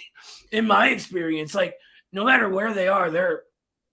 Well, look, I've been basically over the past couple of years, I'm not really affiliated with anyone. I'm basically like a lone protester in a way. Like I work with a lot of people in the Uyghur dissident community, Tibetans, Hong Kongers, Chinese dissidents. I work with a lot of Ukrainians and stuff like that. But like, I'm just one guy, Anyway, the first protest though, like when it started out, my whole idea, my criteria for success for that one protest we wanted to do was if we get this into like the university Facebook group, and like it gets a couple hundred likes, that's good. Like that was basically my criterion for success. I just wanted to prompt like a bit of a campus discussion about this, right? Because I had actually attended a lot of protests. For example, like you won't like Trotskyists, right? Look, I don't like Trotskyists either. There was like a campus Trotskyist group or whatever. Of course there was. Yeah, of course. And they were protesting, for example, like there was a plan by conservatives at the time to create something called like a degree of Western civilization. And they had a lot of big money and they wanted to create like a kind of like a center for Western discussion or Western civilization discussion, stuff like that at the university. And the Trotskyists were leading protests against that. And I'd actually gone to one of their protests. I was never a Trotskyist though. Anyway, like I'd attended some protests before, but I'd never led any protests. and I was just generally someone more on the left, etc. The Trotskyists didn't like me at the time. I didn't really like the Trotskyists, but they didn't hate me necessarily. No one would have seen me as like an anti-communist or an anti-socialist or anything. Anyway, one protest, and the criterion for success was just like literally to get a couple hundred likes in the Facebook group, prompts on campus discussion, because people were protesting, for example, the Western civilization degree, and I agreed with them on that. But then I was like, listen, if we're going to have a sort of consistent critique here, we should also oppose, for example, a Chinese government-funded institute on campus because of what's happening to the Uyghurs, because of what's happening in Hong Kong. And I was struck by the images in Hong Kong, the people my age protesting in the streets and being brutalized by the police. And so I just really strongly wanted to. Okay. Back from the beginning, remember, until you prove something to me. Yeah, sure. Anyway, you can disagree with all the claims that I make. Anyway, I just quickly explain that. So I have this one protest, right?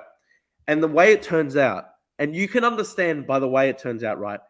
Like, I think a lot of people in my position would have taken the kind of route that I took. Basically, I have this one protest, and we had only like 20 people, and it was like a 20-person sit-in. It was, how many 20-person sit-ins take place on campuses all across the world every day? Like, it's very normal, right? And also, like, how many times does someone criticize the Chinese Communist Party on a Western university campus?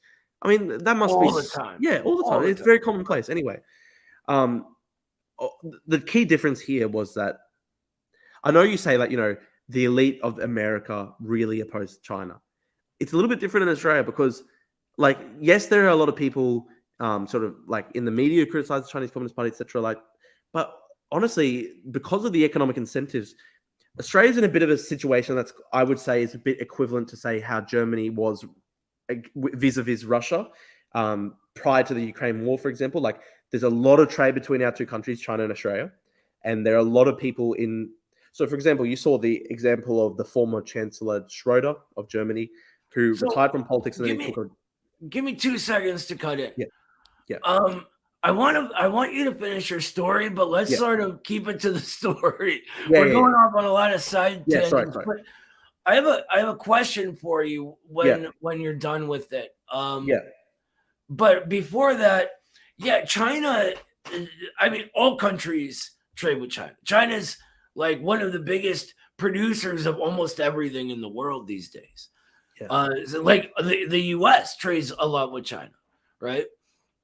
Even though it's very, very complex. These sort of realpolitik. You know what I mean? Yeah. But go on, finish your story. I'm sorry. Yeah. I was just going to quickly say, like, I think the reason why it happened at UQ and at an Australian university, I'll explain my whole story, but the reason why I think it was particularly crazy sort of what happened in Australia. Australia's a little bit different to America, where you say in America the elite is very much against China. I honestly think that massive sections of the Australian elite, if you look at, for example, all the top billionaires in Australia, all their money comes from trading with China. There's a massive economic vested interest. There's basically a massive lobby in Australia against people who want to raise human rights concerns with China because they want trade to continue. So, the whole idea that this is you're automatically taking the side of the ruling class. It's a little bit different in Australia, where I honestly think a lot of people in the ruling class, it's sort of the Kissinger ideal, right? Our ruling class sort of like Trump, for instance, would say that the Democrats are trying to like be soft on China or want to cooperate with China, and that's bad or whatever, Or he used to say that. And these days, he's a little. He's trying to frame himself as the peace guy, so his rhetoric. I saw his thing the other day where he said Xi has a perfect society in China. That was very interesting. MAGA communism. He's flipping on all that stuff. It's weird because he's trying to like fill a niche he knows is there.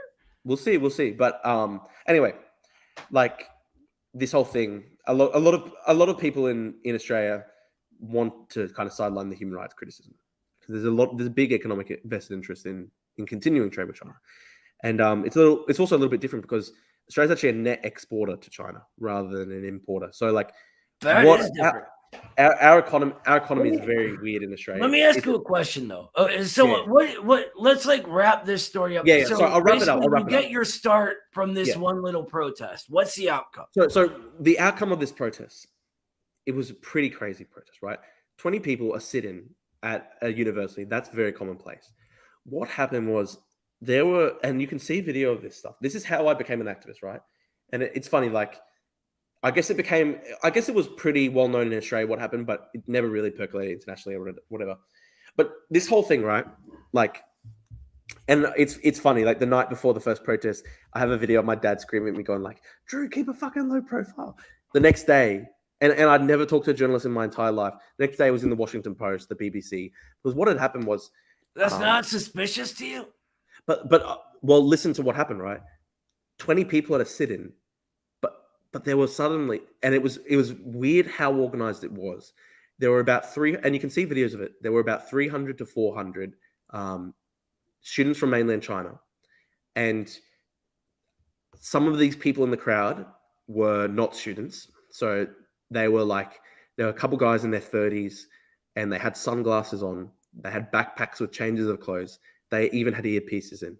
And these guys in their 30s, they were moving throughout the crowd. One of them had a skeleton teeth mask. What happened was the guys in the 30s coordinated their attack against me with the leader of the protest. They had a boomsticker with the Chinese national anthem. The second the Chinese national anthem began playing, these two guys, one with the earpiece in, both with sunglasses, big stocky guys in their 30s, not students at the University of Queensland at all, came in from different sides, assault me. They grabbed the megaphone out of my hand, smashed it on the ground, punched me in the mouth, punched me in the ribs, throw me to the ground. And then suddenly we realized that our small sit-in of 20 people, and there will be people, the Haz and the Jackson Hinkle people will be like, oh, well, you fucking had it coming. I know you're a much more, understanding guy. Obviously, no one likes to be assaulted out of nowhere. Like, there had been sort of death threats the day before. People were like, if you go ahead with the rally, we'll kill your mum, we'll kill your family and stuff like that. And I thought this was just like online bullshit, just people trying to threaten me. So I just went back to them saying, fuck you. I'm having the protest anyway. I insulted them. Like, I just thought they were trying to like scare me. But they actually came out, and these guys in their 30s attacked me from different directions. They start playing the national anthem on the boomstick at the exact same time. We realized at that point that we've been surrounded by 300, 400 people. And a lot of them the Australian national anthem? No, the Chinese national anthem. Chinese. Okay, so what you're saying is you were assaulted by a bunch of Chinese nationalists. Yes, and they had signs. What did you do? What was your response? Well, they had signs, for example, saying like Hong Kong is China's, Hong Kongers are rats. They were hurling sort of insults in Mandarin and stuff like that at some of the Hong Kongers who were there with me. So my protest, it was about like 10, 15 Australians and 5 or 6 Hong Kongers. And, I tried to fight back. I had never been in a fight before in my life up to that point. So if you look at the footage, I just get decked. I've been in fights with people who haven't been in fights before. Yeah. Anyway. And anyway, it just became this huge thing. Like, they actually had to bring 20, 30 police to campus to kind of hold the crowds apart because their numbers kept swelling through the day, and they ended up having like 600 people. There was even a police helicopter in the sky. And so obviously this is a big thing. When I go home, though, this is where it gets really fucked up. So the Global Times, the Chinese state media that is controlled, they have a photo of me saying Drew Pavlou is a separatist. Drew Pavlou is leading anti-China hate rallies. And I don't even know what. Obviously, I've done that report on separatism and stuff like that, but I wasn't familiar with the idea that Western citizens could be separatists, and I didn't realize that's like a basically death penalty offense. So, I then had literally I woke up the next day. There were about 3,000 Instagram comments. There were like hundreds of social media things, because what had happened had gone viral in China. And their video of them with the boom speaker attacking the Western Chavists or whatever got like 100 million views, and everyone was congratulating them. The Chinese consul general in Brisbane, who's a representative of the Chinese Communist Party, it's actually kind of funny how fucking crazy this whole story is, to be honest. The Chinese consul general in Brisbane, and just I was saying UQ had really close business ties with China. They had actually made him an honorary professor at university. So he was an honorary professor at UQ, and as well as an honorary professor, he's the Consul General of China. And he puts out a statement saying, "We congratulate the self-motivated patriots who oppose the Western splittists," which is, to me, basically a green light for all these threats and attacks. I had thousands of attacks, death threats. Can I cut the story off? I get the So gist. that's how I became an activist, right? So the way you tell it sounds crazy, right? Yeah. But there's Drew, video of all this stuff. I've seen some photos of your protests. You're a very provocative person. If Sure, you have been sure. carrying around a sign saying Fuck Xi in Jinping. Trump, so I'm from the Midwest. Look, if you carry around a sign saying Trump bangs your mom, here, no, it wasn't. It's not that. By somebody here. I know that's not this one, right? Okay. But what I'm saying is I can't exactly take you at your word on Can I say one this. thing? If you I can know give the sign me you're some- talking about.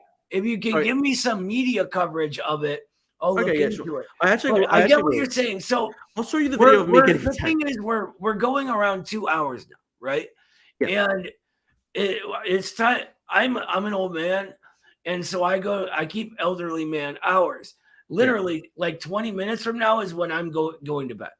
Holy so shit, I'm hoping we could wind down. We'll wind it up. But just on that one thing where you mentioned my sign, and look, maybe we should do another one of these because I feel like we've only just scratched the surface. So we can do a couple of things or whatever. But like I do that. I know the sign you're talking about. In 2022, I held a sign that said Xi Jinping Sanima. Looks, I know the literal transliteration into English is "fuck your mother," but most people who speak the Chinese language, they will say Sanima is like the most common insult you'll hear. It's basically the equivalent of just "fuck you." So it's basically the ordinary person who read that sign would have just said "fuck you, Xi Jinping." Again, people here where I'm from would deck you for that. Like for real, if you walked around my neighborhood, like you would, with like even a local loved leader, right? You would get. Look, but I'm from the perspective like that's not really the point. Okay, anyway.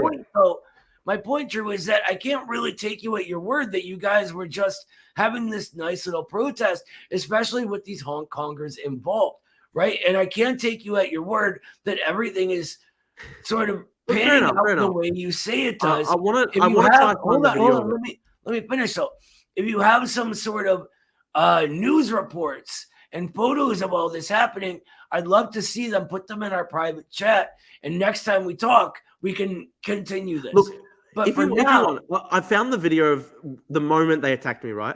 And when they attacked me, I was just holding a sign that said like close the Confucius Institute, and I was saying Xi Jinping should go. That's all I was saying. It was in English, and I was leaving. I was really sitting down. That's not everything going on at the time. I've been in a lot of demonstrations, right? And there's been violence at some of them, and some of them there has been really suspicious violence. And so the way you describe your suspicions here lines up with mine. So, for example, look, you should play the video. It's George interesting. Floyd got murdered, right? Sorry, who? I was at a few demonstrations. Wait, who got murdered? There was a guy when George Floyd got murdered. Yep. I'm at a few demonstrations, and there's literally a truck driving down the street, putting boxes of bricks on corners. That's the kind of suspicion. So, like, it's not like I disbelieve you. It's that I need to verify everything I hear, especially with the context I know from you. So, that's all I'm saying. The link I sent you to send, because I've got the video of that first protest. If you're interested, it's actually pretty interesting. It is a crazy I'll check story. it out, and we will go over it next time. If you want to do this again, let's do it again. Maybe in a couple of days' time we can do another one. But anyway, I'm just trying to explain to you, like, and this is probably not the most significant part, right? And you're not going to believe me, and of course your followers won't believe me because you're going to say, of course Drew's going to say this because he's a rabid anti-communist. But this was part of why I became so obsessed with the issue. It wasn't necessarily the death threats against my family, although that really sucked. And I think anyone in my position who would have received death threats from their family, a lot of hot-blooded young guys, if they get told, like, fuck you, we're going to kill your mum for protesting against this, they will fucking rile up. So that's how I got into it. But let me interrupt again. This has been my point from the beginning, right? Is that our emotions are used against us by very cynical actors. And you can see this even in basic marketing and media, right? And so that's why we have to be very careful with the sort of things we're saying, especially politically, especially while we're at a point in time right now right Look, now, where we've look, never, the nuclear Armageddon clock, the atomic clock, has never been closer to midnight. So that's why the facts that lead us to say what we do are really important. So when we run around saying things like China is a dictatorship, that affects things in an aggregate way, right? It's not a dictatorship. We can go through all of the democratic processes. To wrap up my story, can I just tell you what happened though? Because what happened to me? Hold on. Yeah, I want to hear the rest of the story, but not tonight, because I want to go only one last minute. I can find about it and educate myself on it first.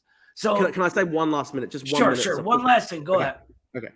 So I've just explained like sort of what I directly encountered, but what happened to my friends who attended the protest in support, but they had family in mainland China. That was the thing that really like chilled me. That was the thing I felt was really fucked up.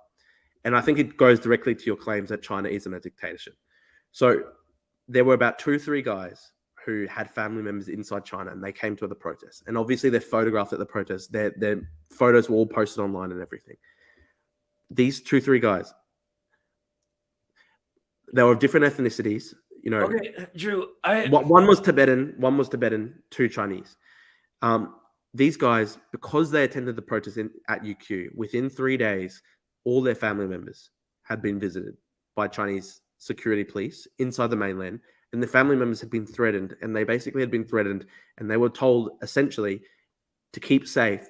Tell your son to no longer protest in Brisbane, Australia, at the University of Queensland. Okay, hold on. Give me. Okay, and obviously you're not going to believe it. But if this is true, right? It means that there was far more going on than your little protest of 20 people.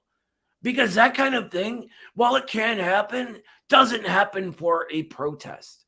People protest within China all the time. Like, look at how it depends the protest. Hold on, let me finish. Look at the kid gloves that they treated the Hong Kong rioters who were burning journalists a lot. All right, like they were very, very restrained.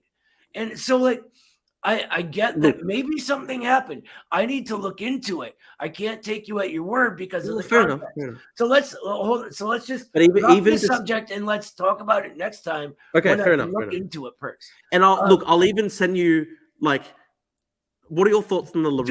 Do me a favor. Just message me on Twitter because I will check that. I waste time at work. I'll send you some of the stuff that's written about me, and you can. It's just interesting. Like, for example, sure. What I'm saying, we're out of time though. Is it okay? No, fair enough, man. Fair enough. So I got the link you just sent though. So we'll leave it there. I'm even sending you the propaganda against myself so that you can read. Cool. I will read it. I will read everything I can on it. We'll do this again because I think we actually got somewhere. I just can't like take you at your word on this. I'm sorry. Fair enough. Look, unlike my for goal, example, and let me be clear. My goal is overthrowing the capitalist class of the USA. That is a gigantic, like, balls out, just ambitious goal, right? Okay. It's also very serious, right? And it's obviously not just me. But so whenever there's sort of enemies of my enemy, it makes me look at them a little differently. Like my big question for you is this. If you're getting into activism and you're all riled up, why would you consider fighting a foreign government rather than helping your people? Because what happens to me is every morning on my way home to work, right? I pass a 7-Eleven and I watch families eat from that dumpster. And I say, this has to stop. And so that leads me to, we need to overthrow the class making it like this, right? But when you get riled up, you're like, I need to go after this foreign government who are apparently, like, according to you, not me, harming people that you've never met, you don't know. But wouldn't it make more sense to fight your own government and the own injustices in your own country? You know what I mean? I see your point, but we can go into more in depth next time. But I guess the way I would try explain it right is I believe human rights are important everywhere, no matter what country you're in. I believe, someone in China is just as valuable a human person I agree. And China as has done myself. more for human rights in this world than our countries combined. You can say that, but anyway, my whole Poverty alleviation alone, that alone is one of the greatest accomplishments in human history. Think about that. That's your country and my country combined don't equal half of the amount of extreme poverty eliminated in China. And that is real, like concrete human rights, not like I want to say fuck you to someone in public, right? That's a real thing. That's families thriving where they didn't before. Look, we can have a proper discussion about this next time. I would just quickly say my statement, which is like the reason why we saw that big economic development, in my view, is the Communist Party very briefly lifted its boot off the neck of the Chinese people, allowed some level of small-scale entrepreneurship, small-scale marketization to occur, and they dismantled some of the excesses of the Maoist era. Then there was the big explosion in economic activity in China. Well, the poverty alleviation campaign is a Xi era project. Well, I thought we were talking about the general claim people make, which is what you're talking about is the reform and opening up. I got you. Yeah. But poverty alleviation, that's a newer project. That's I guess I was packaging it together with the general. We can go into that later because I know a lot about reform and opening up as well. But yeah, so thank you so much for coming on, for being respectful and all that, because that means a lot. And for having the courage of your convictions at the very least. Thank you for having me on and for a much more sort of reasoned discussion. Obviously, it's funny when we've got these entertaining debates with Jackson and Haz and stuff like that, and they're more entertainment than intellectual stuff. It's funny, but obviously you can't get anywhere when you're just calling each other all sorts of slurs and insults. This was actually a pretty good discussion. Obviously, we disagree strongly, but look, I want to do another one soon.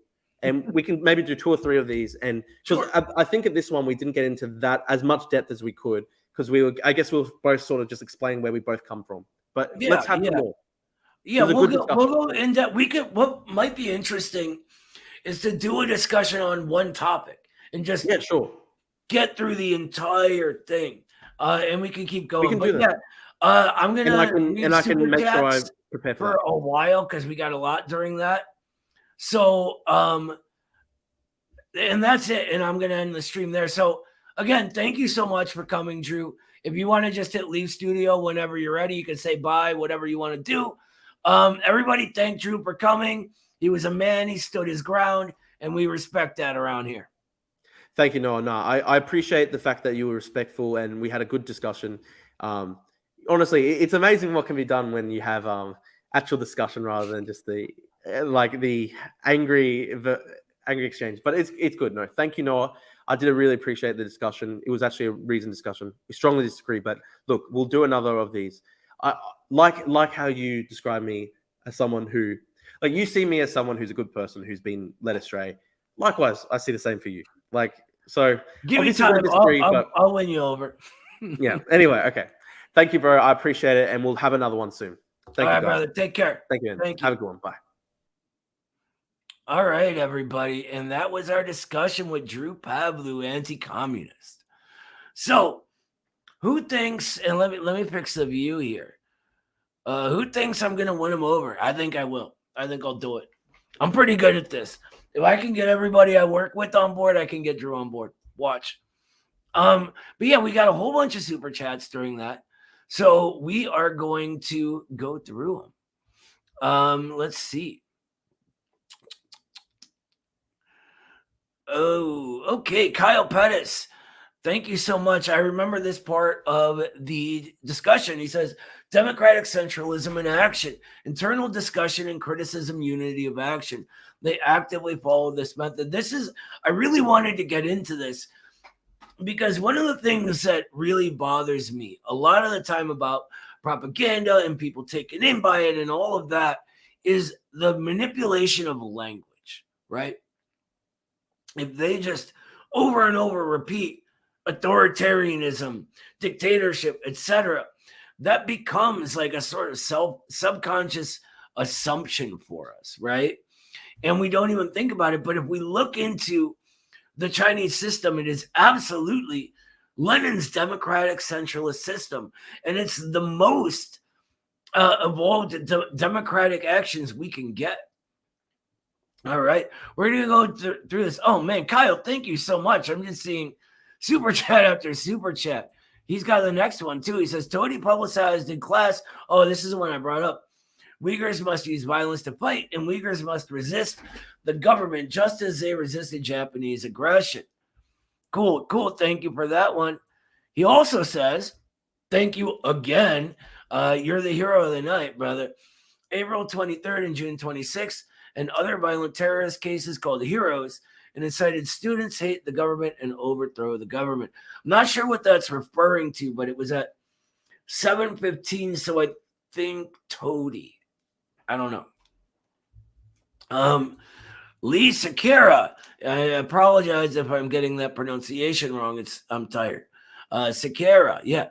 Sorry, when is he going to talk about communist socialism instead of questioning the virtue or morals or whatever that have nothing to do with communism? Couldn't tell you. Kyle, again, our hero tonight, says a little research. What about the Tohti debacle 5 minutes ago? No investigation, no right to speak. All I did was search him on the Chinese search engine. Well, that's the thing. I really don't think, I think he's come to this place through his own subjective experience where he has a sort of what he feels is a justification for a lot of hate, right? And that's being used and directed by forces way, way, way outside his control, right? And so when he sees something, he just believes it. Like automatically, he doesn't check, right? And that's what I was trying to get at.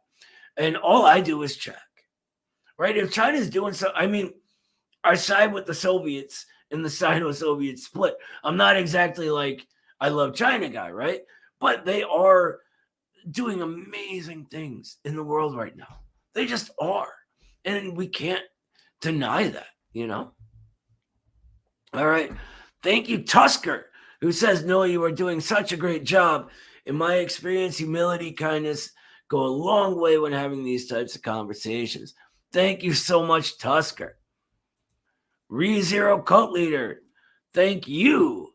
Another one from Kyle, the hero of the night. Sunk fallacy cost, I think. I don't think Drew can be won over. He is too intellectually dishonest. Showed up with no sources. Noah W. Look, I mean, I have sources, but I'm not going to demand them. You know, if my thinking is always, if someone's going to go to the point of lying towards me, or to me, at me, towards me, I forget how to use conjunctions. But if someone's going to go to the point of lying to me, that says two things. One, they're scared. They have to hide behind that lie. And two, it also says that at some point that can be brought out, because lies have contradictions within them. They don't line up to the reality. And what we can do is sort of focus in. And sometimes people lie without even realizing they're lying because they have such a deep faith in what they're saying. And the lies just come together naturally to make their worldview stay intact. But when you keep poking at them, they can disappear. You know? Pranav Sima says, I don't know. I don't think Drew is arguing in good faith here. Maybe not. You know what? But I always assume good faith, and I always use good faith myself, no matter what. If you look at sort of the way I interact with people on Twitter, and I make an effort, and I don't always do well at this, to respond to everybody asking questions, right? And so when someone is clearly not acting in good faith, lying, etc., I still treat them as if they are, because it ain't about them. It's about me. and how we communists are seen carrying ourselves. That's a big fucking deal. The biggest deal, right? In our era of the brand marketing economy, it's everything, right? People sort of get this subconscious brand built in their heads about what communist is. And if they see people who are communists acting like this, it doesn't just say, respect me. It quietly demands respect. And that's a big deal because we're in a serious movement here. This is a serious time. And I think we're often taught to look at it and look at ourselves in a way that isn't serious. And I think when we do look at ourselves seriously, even when we don't take ourselves too seriously, which is also always a good thing, there are those who want to bring it down to a level where it can be not serious anymore. So they can try to troll whatever, and we just rise above it. We say, you know, man, I end up just feeling bad for people that troll. Like, what kind of point in your life do you have to be at where you're trying to put on this performance, right, for complete strangers on the internet and trying to make their idea of you seem superior to their idea of another stranger? And remember that you don't know for a fact any of this is actually happening. It's all a fantasy going on in your head, and you just are taught not to look at it like that. But think about it. Say you go like, I keep dropping my pen. I apologize. But say you go, ho, ho, ho, stupid commie, right? What does that do? One, it imagines that you've insulted this stupid commie. We have no idea how that stupid commie actually feels when we can say, that's just sad, man. Just sad that you got to do that to get some sense of good, like, feeling in your life. I feel bad for you. But anyway, they imagine that they've gotten us or gotten to us, right? Then they imagine that the people clicking a little heart icon are impressed by this, right? All of this goes on in the head. Ain't really happening. It's all just an abstract, empty abstract. That's it. All right. Hunter Frank says, if he lets you debate him enough on topics, there's no doubt you'll win him over. I think so. I was joking when I said, give me time, I'll win you over, but I think I can. And YHWH says, Adrian Diaz YouTube channel tells us a lot about China. I cannot say either way about that, but thank you. And if it's good, I'm sure we will like it. All right, that's all the super chats for tonight. So I want to thank everyone else for coming.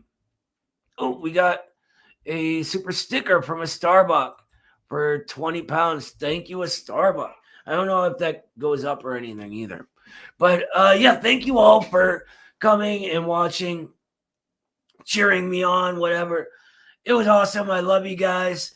And I, for one, am looking forward to another conversation with Drew. Maybe this time we'll actually get into how Chinese democracy functions and why he can keep saying dictator when, you know, he was kind of agreeing with me. They have a very democratic system. So all that being said, we're going to play out the way we always do. We'll see you next time. Solidarity, everybody.